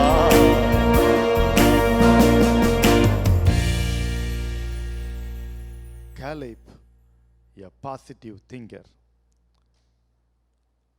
காலேப் ஒரு நேர்மறையான சிந்தனையாளராக இருந்தார். அவருடைய சிந்தனை எல்லாம் நேர்மறையான சிந்தனையாக இருந்தது, பாசிட்டிவ் திங்கிங்காக இருந்தது. காரணம், he has a different spirit in him. இரண்டாவது, he followed the Lord wholeheartedly. உத்தமமா ஆண்டவரை பின்பற்றினார். மூன்றாவதாக, Caleb, he was a courageous man. அவன் ஒரு தைரியசாலி என்று சொல்லலாம். எப்படி தைரியசாலி பாருங்க. மோசே ஒரு தலைவன் அங்க இருக்கிறான், அவனுக்கு அசிஸ்டண்ட் ஆரோன் அங்க இருக்கிறான், ஜனங்கள் எல்லாரும் இருக்கிறாங்க. இவனும் ஜனங்களை போல ஒருத்தன் தான், இவன் பெரிய லீடர் கிடையாது. வேவு பார்க்கறதுக்கு செலக்ட் பண்ணப்பட்ட ஒரு மனிதர்களில் ஒருவன், அவ்வளோதான். யூதா கோத்திரத்தில் ஒருவன், அவ்வளோதான். ஆனால் அவனுக்குள்ள தைரியம் எப்படி வந்துச்சு பாருங்க. எல்லாரும் கூக்குரல் இட்டு கொண்டு இருக்காங்க, சத்தம் போட்டுட்டு இருக்கிறாங்க. அந்த சமயத்தில் பாருங்க 30ஆம் வசனம் என்னாகும் 13:30 சொல்லியிருக்கு. மோசே இருக்கிறான், தலைவர் இருக்கிறான். தலைவனுக்கு முன்னால் ஒரு தொண்டன் எழும்பி என்ன செய்யறான், ஜனங்களை அமர்ந்த சிட் டவுன் ஷட் அப் அப்படின்னா அப்படி இருக்கும். அங்கே ஒரு தலைவர் இருக்கிறாரு, ஒரு லீடர் இருக்கிறாரு, அவருக்கு மத்தியில் இருக்கணும். சாதாரணமாக ஒரு உதாரணமாக சொல்லுவோமே, நம்முடைய பாரத தேசத்தின் பிரதம மந்திரி இருக்கிறாங்க. அந்த பிரதம மந்திரி இருக்கிற ஒரு அவையில் சாதாரண ஒரு எம்பி எழும்பி நின்றுட்டு எல்லாரும் உட்காருங்க, பேசாதுங்க, அமைதியாக இருங்க அப்படின்ட்டு ஒரு கமாண்டிங் கொடுத்துட்டேன்னா எப்படி இருக்கும் யோசிச்சு பாருங்க. In front of the prime minister ஒரு சாதாரண ஒரு எம்பி ஒரு அதிகாரப்பூர்வமாக ஒரு அத்தாரிட்டிவாக ஒரு கமாண்டு ஒன்று சொன்னால் எப்படி இருக்கும்? அதே போல தான் இன்னைக்கு இங்கே ஒரு சிச்சுவேஷன் நடந்துட்டு, மோசே இருக்கிறாரு, ஆரோன் இருக்கிறாரு, ஆனால் மூப்பர்கள் சபையை சொல்லும்போது இஸ்ரேல் ஜனங்களில் மூப்பர்கள்லாம் இருக்கிறாங்க. அப்படிப்பட்ட ஒரு சமயத்தில் இந்த காலேப் எழும்பினா எவ்வளோ கரேஜியஸ் பாருங்க, தைரியமா எழும்பி நின்று எல்லாத்தையும் அமர்த்தி எல்லாம் உட்காரிக்கல சொல்லி, அந்த கரேஜியஸ் தைரியம் எப்படி வந்துச்சு தெரியுமா? இது எந்த மனுஷனும் கொடுக்க முடியாதுங்க. சில சமயத்தில் யாரும் கொடுக்கல. It directly from above, it comes from above. தேவனிடத்திலிருந்து அவனுக்கு வந்தது. ஏன்னா already he has a different spirit in him. He followed the Lord whole heartedly. இதெல்லாம் அவனுக்கு இருக்கிறதுனால அந்த தைரியம் கப்புன்னு வந்துச்சு பாருங்க. ஹல்லேலூயா, ஹல்லேலூயா. என் அன்பு தேவனுடைய பிள்ளைகளே, நீ நேர்மறையான ஒரு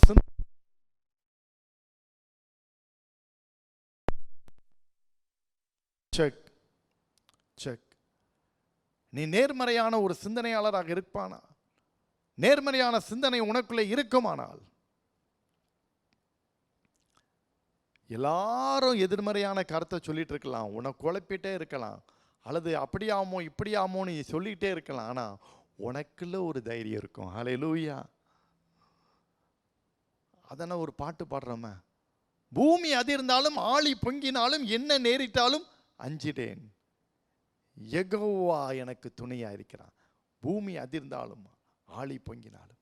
சங்கீதம் 46 பாருங்க, சங்கீதம் 46 அப்படிதான் சொல்லியிருக்குது. பர்வதங்கள் நிலை பெயர்ந்தாலும் பூமி அதிர்ந்தாலும் என்ன பண்ணாலும் சரி, யெகோவா துணை நிற்கிறா. அதே போலதான் என் அன்புக்குரிய தேவனுடைய பிள்ளைகளே, உங்களுடைய வாழ்க்கையில நிச்சயமா ஒரு தைரியம் வரணும்னா நீங்கள் அந்த தூய ஆவியானவருடைய நடத்துதல் படி இருக்கணும். அவர் உண்மையாக நீங்கள் உத்தமமாக பின்பற்றுற ஒரு கூட்டமாக இருக்கணும் போது, யார் என்னத்தை குழப்பினாலும் என்ன சொன்னாலும், இந்த 10 பேர் குழப்பிட்டு இருக்கான், ஆனால் காலைப்பு தைரியமாக இருக்கிறான். மெஜாரிட்டி குழப்பவாதிகள் தான், பயங்காட்டுறவங்க தான். ஆனால் இவனுக்குள்ள ஒரு தைரியம் வந்தது. என் அன்புக்குரிய தேவனுடைய பிள்ளைகளே, உனக்குள்ள பாசிட்டிவ் திங்கிங் வரும்போது ஒரு தைரியம் கண்டிப்பாக இருக்கணும். கண்டிப்பா இந்த வியாதி சுகமாகும், எனக்குள்ள இருக்கிறவர் பெரியவர். நீ நினைக்கும் போதே அது சுகம் ஆயிரும், அவ்வளவுதான், சுகமாயிரும். என் அன்பு தேவனுடைய பிள்ளைகளே, அவனுக்குள்ளே ஒரு தைரியம் காணப்பட்டது பாருங்கள். அந்த தைரியத்தினால தான் அது ஒரு சாட்சியும் கூட. எல்லாருக்கும் முன்னால் தைரியமாக சொல்லும்போது அது ஆண்டவருடைய நாம மகிமைப்பட்டது. ஏன்னு சொல்லுங்க, எல்லாரும் நெகட்டிவாக பேசிட்டு இருக்கும்போது இவன் பாசிட்டிவாக கொடுக்குறான், எல்லாரும் முடியாதுன்னு சொல்லும்போது இவன் முடியுதுன்னு சொல்லும்போது அது ஒரு நம்பிக்கையின் வார்த்தையை இங்கே கொடுக்கிறது. He raised the hopeful in the midst of hopeless situation. ஒரு நம்பிக்கை அவன் இங்கே நினைச்சான் கொடுக்குறான். அன்புக்குரிய தேவனுடைய பிள்ளைகளே, ஒரு தைரியமான ஒரு மனிதனாக காணப்பட்டான். 4வதாக காலேபுக்குள்ளே காணப்பட்ட அடுத்த ஒரு காரியம், Caleb a man of action, a man of action. சிலர் நிறைய வாயிலே வண்டி ஓட்டிட்டு போயிட்டே இருப்பாங்க, சொல்லிகிட்டே போயிட்டு இருப்பாங்க, அது செய்திடலாம் இது செய்திடலாம் அது செய்யலாம் இது செய்யலாம், இதை செய்திடலாம் அதை செய்திடலாம் அதை செய்திடலாம் இதுலாம், அப்படி வார்த்தை மட்டும் போயிட்டே இருக்கும், செயலில் முட்டை பூஜ்யம்தான். வாயிலே நிறைய பேர் சில காரியங்களை சாதிச்சுட்டு போயிட்டே இருப்பாங்க, செயல்பாட்டில் ஒன்றும் இருக்காது. என் நன்மையான தேவனுடைய பிள்ளைகளை நீங்கள் நிறைய பேர் பார்க்கலாம் உலகத்தில், எல்லா துறைகளில் எல்லா காரியங்களில் மனிதர்களை இன்னைக்கு சூழ்நிலைகள் எல்லாம் இருக்கலாம். வாய் ஜாலங்களை பயன்படுத்தி மக்களை மயக்கிங்கிற காரியங்கள், சில காரியங்களை எல்லாத்தையும் நம்ம பார்க்குறோம். அது எவ்ரிவேர் இந்த சொசைட்டி, எல்லா இடத்துலையும் இருக்குது. இதே போல் வாய் வார்த்தைகளை மட்டும் பேசிட்டு வண்டியை ஓட்டின காலை இப்போ இல்லை. The positive thinker always be the man of action தான் சொல்லலாம். ஒரு பாசிட்டிவாக நேர்மறையான ஒரு சிந்தனையாளர், ஒரு செயல்படுகிறவராக காணப்படணும். அப்போ தான் அந்த டார்கெட்டை அட்டைன் பண்ண முடியும். He should be the man of action. ஒரு காரியத்தை அவன் ரீச் பண்ணுனா நிச்சயமாக அங்கே ஆக்ஷன் வேணும், நிச்சயமாக அங்கே ஆக்ஷன் இருக்கணும். இப்போ ஆக்ஷன் எப்படி நடந்துச்சு பாருங்க. முதல்ல மோசே சொல்கிறான், நீங்கள் அந்த தேசத்துக்கு போங்க. போனா அதை பாருங்க, பார்த்தா வந்து ரிப்போர்ட் பண்ணுங்க, பண்ணா எல்லாமே ஆக்ஷன். இப்போ அதுவரையும் எல்லாருடைய ஆக்ஷன் இருந்துச்சு. அத்தனை வரும் போனா, பார்த்தா, வந்து ரிப்போர்ட் கொடுத்தான். ஒருத்தன் துர்ச்செய்தியை கொடுத்தான், ஒருத்தன் நற்செய்தியை கொடுத்தான். ரைட். இப்போ அடுத்த ஆக்ஷன், ஆக்ட் என்ன பண்ணணும்? சுதந்திரித்துக் கொள்றதுக்கு என்ன பண்ணணும்? அதுக்கு தான் மேன் ஆஃப் ஆக்ஷன். அவன் சொல்கிறான், எளிதாக ஜெயித்து கொள்ளலாம், சுதந்திரித்துக் கொள்ளலாம்னு ரொம்ப போல்டாக சொல்லியிருக்கிறான். அதை மட்டும் சொல்லலை, அந்த தேசத்தை சுதந்திரித்துக் கொள்ள மட்டும் இல்லை, அந்த தேசத்தை அவன் சொன்னபடியே என்ன செய்தாங்க? மேன் ஆஃப் ஆக்ஷன் சுதந்திரித்து கொண்டார்கள். யாரெல்லாம் முறுமுறுத்தானுங்களோ அவன் போகலை. பாருங்க, த மேன் ஆஃப் ஆக்ஷன் மோசையோடு கூட சேர்ந்து அந்த காரியங்களை அவர்கள் லீட் பண்ணி போனாங்க. கடைசியில் த மவுண்ட் நேபோ மலை வரும்போது மோசையுடைய பீரியட் முடிஞ்சிட்டு அப்புறம் அவனுடைய சக்சஸர் ஜாஷ்வா அந்த லீட் பண்ணி ஜனங்களை கானான் தேசத்துக்குள்ள கொண்டு போனால், அண்ணா அந்த கானான் தேசத்துக்குள்ள யாரெல்லாம் போனாங்க யாரெல்லாம் போகலைங்கிறத வேதத்தில் தெளிவாக சொல்லியிருக்குது. அதே என்னாகமத்தின் புஸ்தகம் 14ஆம் அதிகாரம் 37, 38 வசனத்தை நான் வாசிக்கிறேன், கேளுங்க. என்னாகும் 14, 37, 38. அந்த துர்ச்செய்தியை சொன்னவர்களாகிய அந்த மனிதர் கர்த்தருடைய சந்நிதியில் வாதையினால் செத்தார்கள். இப்போ முதல்ல இந்த 10 பேர் அவுட்டு. துர்ச்செய்தியை பரப்புன எல்லாரும் ஆண்டோடைய சமூகத்தில் வாதையினாலே செத்தார்கள் என்றுதான். They died by the plague before the Lord. யாரெல்லாம் தவிர யோசுவாவும் காலேப்பும் மாத்திரம் உயிரோடு கூட இருந்தார்கள். அப்போ துர்ச்செய்தியை செய்தவன் எல்லாமே அவுட்டு. சரி, அதுக்கு அடுத்தது ஆண்டவரை அடுத்த ஒரு கட்டளை போட்டார். இவனை இவ்வளோ பேசிகிட்டு இருக்கானுவன், இவனில் இப்படி நான் வந்து அங்கே அந்த கானானுக்குள்ளே கொண்டு போக முடியும், இந்த சந்ததியை எல்லாத்தையுமே நான் அழிச்சிருவேன், இந்த சந்ததியை எல்லாத்தையுமே அழிச்சிருவேன். அப்புறம் இப்போ மோசே ஆண்டவர்கிட்ட முறையிடுறான், இதுக்கா நீர் அங்கேருந்து கூப்பிட்டு வந்துட்டு இப்படிலாம் முறையிட்டு கடைசியில் ஆண்டவர் சொல்லுவார், சரி இந்த ஜெனரேஷன் கண்டிப்பாக கானானுக்குள்ளே போகாது, இந்த ஜெனரேஷனில் யோசுவாவும் காலேப் மட்டும் போவாங்க, மற்றதில் அடுத்த ஜெனரேஷன் தான் உள்ளே போகும். அப்படின்னா என்ன அர்த்தம்னா, அப்போ இருக்கிற ஒரு யூத் சைல்டு அவங்க தான் அதில் பிரவேசிப்பாங்க அப்படிங்கிறத ஆண்டவர் திட்டமும் தெளிவுமாக அந்த இடத்துல அவர் சொல்லுகிறதை நாம் பார்க்கிறோம். என் அன்புக்குரிய தேவனுடைய பிள்ளைகளே, ஆண்டவராகிய கர்த்தர் பாருங்க, எனக்கு கோபம் 14ஆம் அதிகாரம் என்னாமும் 14ஆம் அதிகாரம் 23ஆம் வசனத்தில் அருமையாக சொல்லியிருக்கு பாருங்க. எனக்கு கோபம் உண்டாக்கினவர்கள் ஒருவரும் அதை காண மாட்டார்கள், ஒருவரும் அதை காண மாட்டார்கள். கோபம் உண்டாக்கினவர்களில் ஒருவரும் அதை காண மாட்டார்கள். அதுக்கு பிறகு தான் ஆண்டவர் பாருங்க, ஷார்ட்டாக போகிற இடத்த இவங்களை கூட கொஞ்ச நாள் நல்லா சுத்த வச்சு அந்த வழியிலே அத்தனை பேரையும்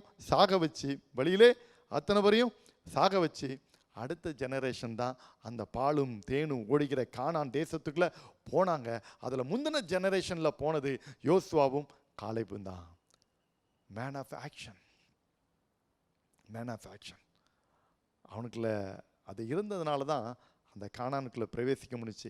இப்போ யோசுவா கானானை வந்து பங்கிட்டு கொடுக்குறான். மோசைக்கு பிறகு யோசுவா தான்.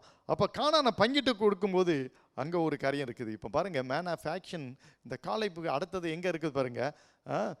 பங்கிட்டு கொடுக்கும்போது மோசை காலத்தில் சொன்ன ஒரு காரியத்தை ஞாபகப்படுத்துகிறான் யோசுவாட்ட வந்து.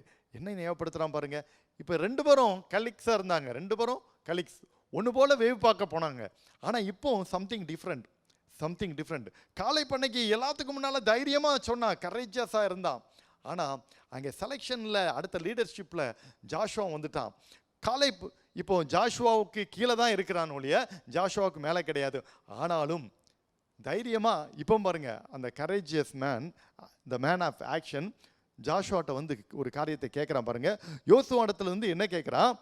இந்த 14ஆம் அதிகாரம், யோசுவா 14ஆம் அதிகாரத்தில், தேசத்தை வேவு பார்க்க கர்த்தரின் தாசனாகிய மோசே என்னை காதேஸ் பர்னேயாவில் இருந்து அனுப்பும்போது எனக்கு 40 வயசு.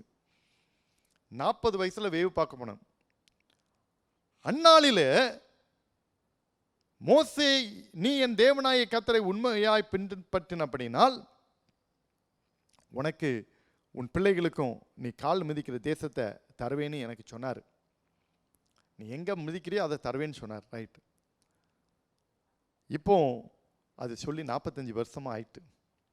40 வருஷத்தில் போய் பார்த்து வந்தோம். மோசே அப்போ சொன்னார், 45 ஆண்டுகள் கடந்துட்டு இப்போ இவனுக்கு 85 வயசு. த மேன் ஆஃப் ஆக்ஷன் இப்போ சொல்கிறான், மோசே அனுப்பின அந்த 40 வயசுல இருந்த பலன் இன்னைக்கு எனக்கு இருக்குது. யோசுவா 14:11 பாருங்க. மோசே என்னை அனுப்புகிற நாளில் எனக்கு இருந்த பலன் இந்நாள் வரைக்கும் இருக்கிறது. இன்னும் யுத்தத்துக்கு போயிட்டு தான் இருக்கிறேன். 12ஆம் வசனம் சொல்றான், அந்த மலை நாட்டை எனக்கு தாரோம்.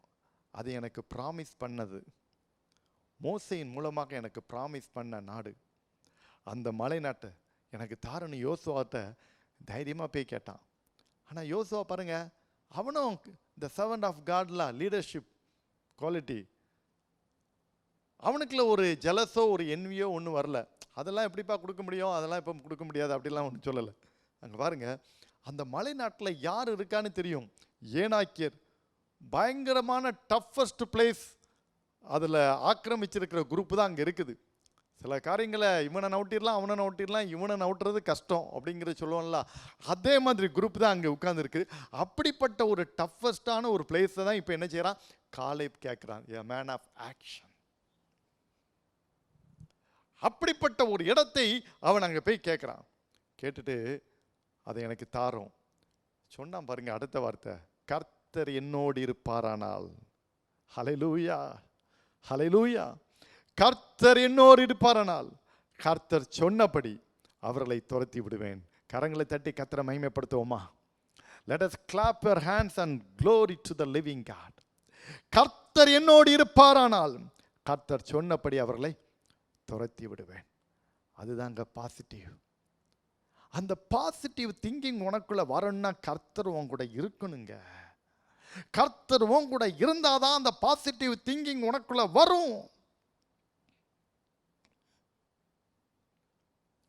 கர்த்தர் என்னோடு இருப்பாரானால் அவர்களை துரத்திடுவேன். எவ்வளோ பெரிய ராட்சதாக இருக்கட்டும், எவ்வளோ பெரிய அரக்கனாக இருக்கட்டும், எவ்வளோ பெரிய பிரச்சனையாக இருக்கட்டும், எவ்வளோ பெரிய போராட்டமாக இருக்கட்டுமே, கர்த்தர் என்னோடு இருப்பாரானால் அவைகளெல்லாம் ஒன்றும் இல்லை.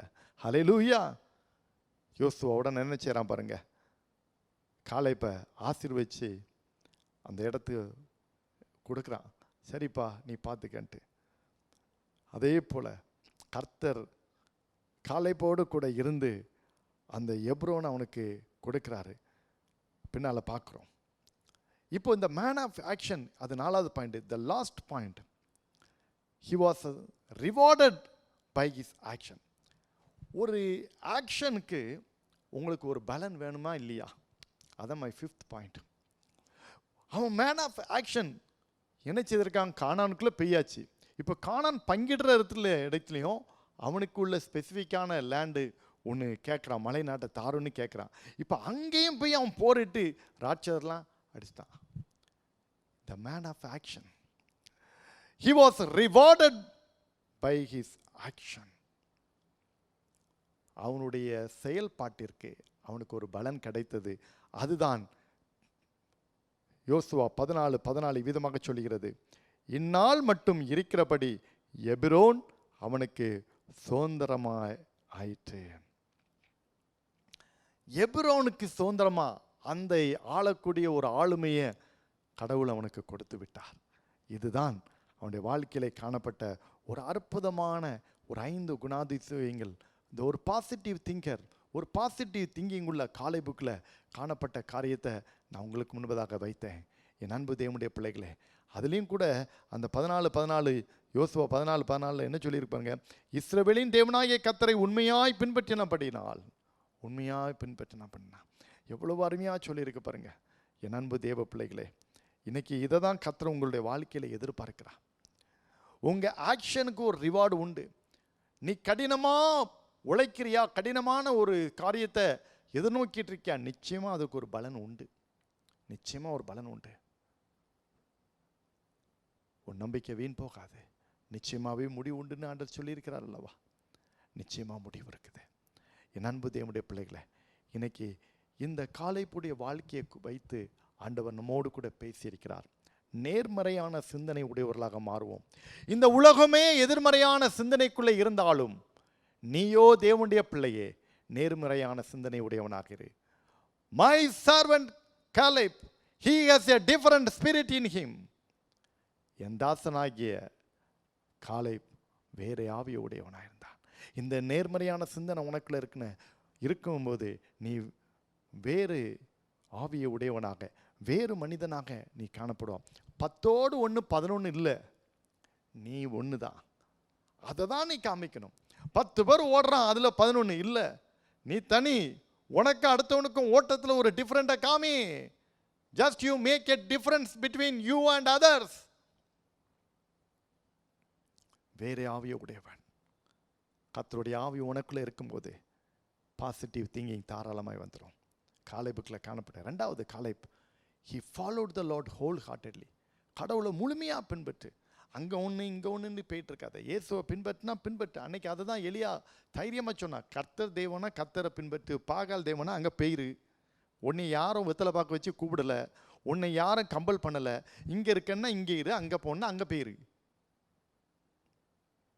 அதுதான் என் அன்புக்குரிய தேவனுடைய பிள்ளைகளை. he followed the Lord wholeheartedly. ஆண்டவரை முழுமையாக கடைசி வரையும் பின்பற்றினான். 3வது, he was a courageous person. தைரியசாலியாக இருந்தான். எப்படிப்பட்ட சூழ்நிலை இருந்தாலும் சரி, எங்கேருந்து அந்த தைரியம் வந்துச்சோ தெரியாது, கடவுள் கொடுத்தார். It comes from above. ஆண்டவர் கொடுத்தார். அந்த தைரியத்தை கொடுத்து அந்த இடத்தை கொஞ்சம் அமைதிப்படுத்துறதுக்கு முடிஞ்சிச்சு. அவனுடைய வார்த்தையினால தான் ஒருவேளை மோசேக்கும் ஆரோனுக்கும் சில நபர்களுக்கும் ஒரு நம்பிக்கையை அந்த இடத்துல வந்திருக்கலாம். மோசேக்கு தெரியும் கர்த்தர் அந்த தேசத்துக்கு ஜனங்களை கொண்டு போவார்னு தெரியும். இப்படி சொல்றதுனால கொஞ்சம் தாமதம் தான் ஆகுமோ ஒழிய ஆண்டவர் சொன்னதை நிறைவேற்றாமல் போக மாட்டாருங்கிறது அது தெரியும். பிகாஸ் அவனுடைய அழைப்பே அது தானே. முட்செடியிலிருந்து ஆண்டவர் கூப்பிடுதலே அது தானே. ஆண்டவர் எப்படி விட்டுருவார்? என் அன்புக்குரிய தேவனுடைய பிள்ளைகளே, அந்த தைரியத்தை அந்த இடத்துல கொடுத்தது காலேப் கொடுத்தான். 4வதாக a man of action. வார்த்தையினாலே மட்டும் சொல்லலை, ஜெயிக்கலாம், மேற்கொள்ளலாம், இப்படி வசனம் மட்டும் சொல்லலை. சிந்தாபாத்னு இன்னைக்கு போடுற கேஸ்கள் எத்தனை இருக்குது. ஆர்ப்பாட்டம் போடுவாங்க, திருப்பி கொஞ்ச நேரத்தில் காணாமல் போயிடுவாங்க. ஆனால் he is the man of action. கடைசி வரையும் அந்த காரியத்தை ஜெயிக்கிற வரையும், கானானுக்குள்ள பிரவேசிக்கிற வரையும், அந்த மலை நாட்டாகிய எப்ரோனை மீட்கும் வரையும் அவனுடைய ஆக்ஷன் ஓயல கடைசி வரை இருந்துச்சு. 5வது, அதுக்குடைய ரிவார்டு தான். எப்ரோன் என்கிற பட்டணத்தை, நாட்டை, அந்த மலை நாட்டையே சுதந்திரிக்க வைத்தார். அவர் சொன்னபடியே அவர் செய்தார். என் அன்புக்குரிய தேவனுடைய பிள்ளைகளே, இதுல முக்கியமான ஒரு அடிப்படை கருத்து என்னன்னா, உன்னை காக்கிற நிழல் உன் கூட இருக்கணும்னா,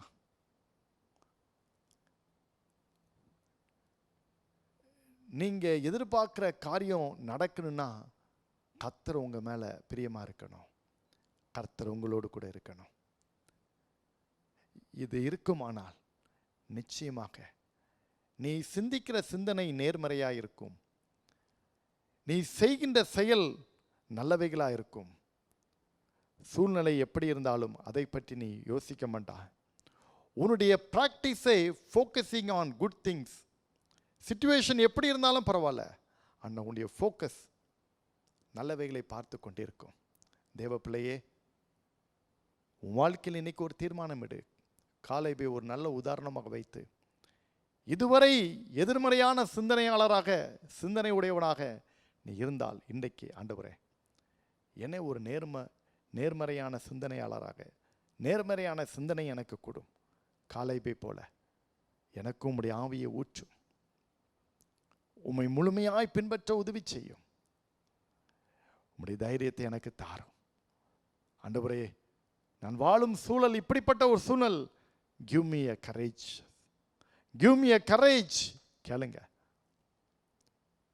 நான் சேரும் அந்த இலக்கை அடைகிற வரையும் நான் ஓயாமல் செயல்படுகிறவனாக என்னை மாற்றி அதற்குரிய பலனை எனக்கு தாரும் என்று கேட்பீர்களா? நிச்சயமாய் கர்த்தர் கொடுப்பார். அந்த பாக்கியத்தை பெற்றுக்கொள்வதற்கு இன்றைக்கே உங்களை அர்ப்பணிப்பீர்களா? Let us all stand. நம்ம எல்லாரும் எழுந்து நிற்போம். Thank you Jesus. கர்த்தர் உங்களை ஆசீர்வதிக்க விரும்புகிறார். The Lord wants to bless you today. எப்படிப்பட்ட ஒரு சூழ்நிலையில் நீ இருந்தாலும் பரவாயில்ல, இன்னைக்கு நேர்மறையான சிந்தனை உடையவராக உன் ஆண்டவர் மாற்ற விரும்புகிறார். காலேபை மாற்றினார். காலேபுக்குள்ள வேற ஆவி இருந்தது. கர்த்தரை உண்மையா பின்பற்றினா, தைரியமா இருந்தான். Man of action. நீங்க இருக்கிற இடத்துல ஏதாவது பண்ணிட்டு இருந்தனா ஏதாவது நடக்காதுங்க. You have to move here and there. Caleb அந்த ரிப்போர்ட் பண்ண இடத்துல அவன் உட்கார்ந்துட்டு இருக்கலங்க, அங்க இருந்து திருப்பி நவுண்டுட்டான், போயிட்டான். Thank you Jesus. Age is not a barrier. காலேபை பார்த்து சொல்லும்போது 40 வயசுல இருந்த பலன் 85 வயசுலயும் இருக்குது. எவ்வளோ சொல்றான் தெரியுமா?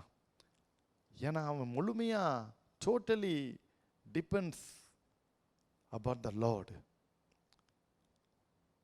Thank you Jesus. உங்க வாழ்க்கையை கர்த்தருடைய கரங்களிலே ஒப்பு கொடுப்பீங்களா? காலங்கள் அவருடைய கரத்தில் இருக்கிறதையா? இன்னைக்கு என்னெல்லாம் முடியாது நீ நினைக்கிறியோ, என்னெல்லாம் இது நடக்காது நினைக்கிறியோ, என்னாலாம் ஆகாது நினைக்கிறியோ, இன்னைக்கு அதெல்லாம் மாற்றி ஒரு பேப்பர் எடுத்து எழுத ஆரம்பி. இது என்னால் செய்ய முடியும், இது நடக்கும், இது கூடும், இது ஆகும் அப்படின்னு எழுத ஆரம்பி. Start writing. புதிய ஏற்பாட்டில் பவுல் சொன்னார் பாருங்க, என்னை பலப்படுத்துகிற கிறிஸ்துவினால எல்லாவற்றையும் செய்ய எனக்கு பலன் உண்டு. Yes, I can do all things by the help of the Holy Spirit. Thank you Jesus. என்னால் செய்ய முடியும். ஆகும், எல்லாம் ஆகும் அப்பா. உம்மால் ஆகாத காரியம் ஒன்றுமில்லை. எல்லாம் அவரால் ஆகும். நீ கர்த்தரோடு இருப்பாயனால், கர்த்தர் உன்னோடு இருப்பாயனால், ஒரு நிழல் வந்து உன்னை பாதுகாக்கும். Very beautiful word. இன்னைக்கு நான் சொன்ன இந்த சம்பவத்தில் அதிகமாக பிடித்தமான ஒரு காரியம், உங்களை காக்கிற நிழல் உங்க கூட இருக்கிற வரையும் நீங்க பயப்பட வேண்டிய அவசியமே இல்லை. கர்த்தர் உங்க மேல பிரியமா இருப்பார். கர்த்தர் உங்களோடு கூட இருப்பார். ஹல்லேலூயா. ஆனா நீங்க செய்யறது என்ன? கடைசி வரை உண்மையா பின்பற்று. Just you follow the Lord wholeheartedly and should receive the Holy Spirit. Allow the Holy Spirit to rule over you. Thank you Jesus. நடக்காதவைகள் நடக்கும், முடியாதவைகள் முடியும், ஆகாதவைகள் ஆகும், கூடாதவைகள் கூடும். அவர் உன்னோடு இருப்பாரானா? Thank you Jesus.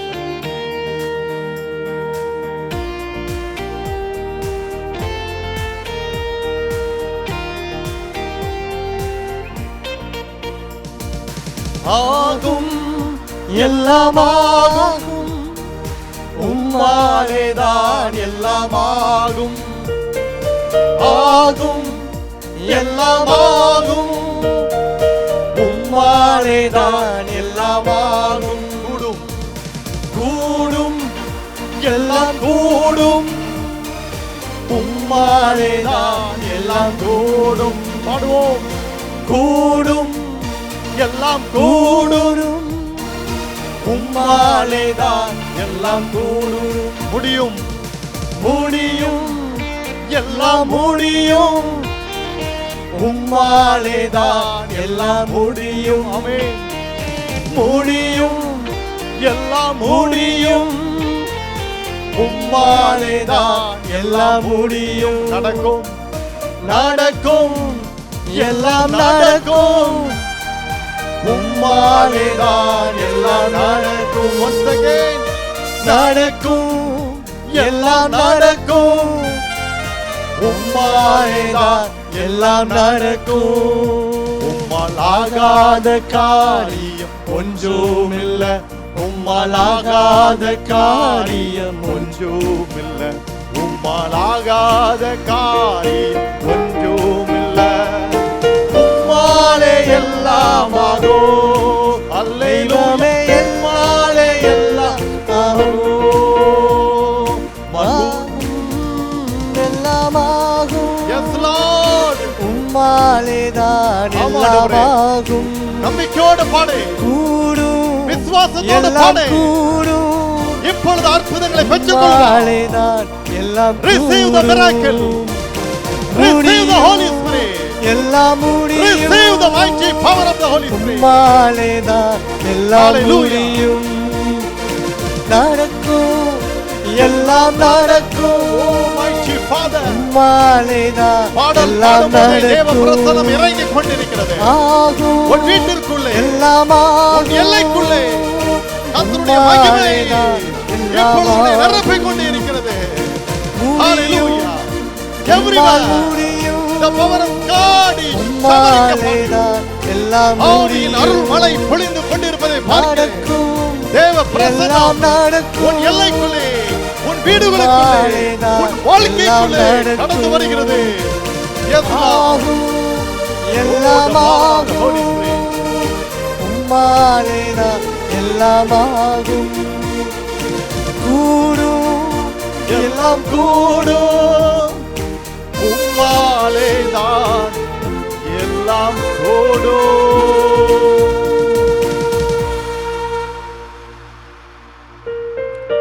இன்று முதல் கர்த்தர் ஒரு வித்தியாசமான ஒரு வழியிலே கர்த்தர் உன்னை நடத்த போகிறார்.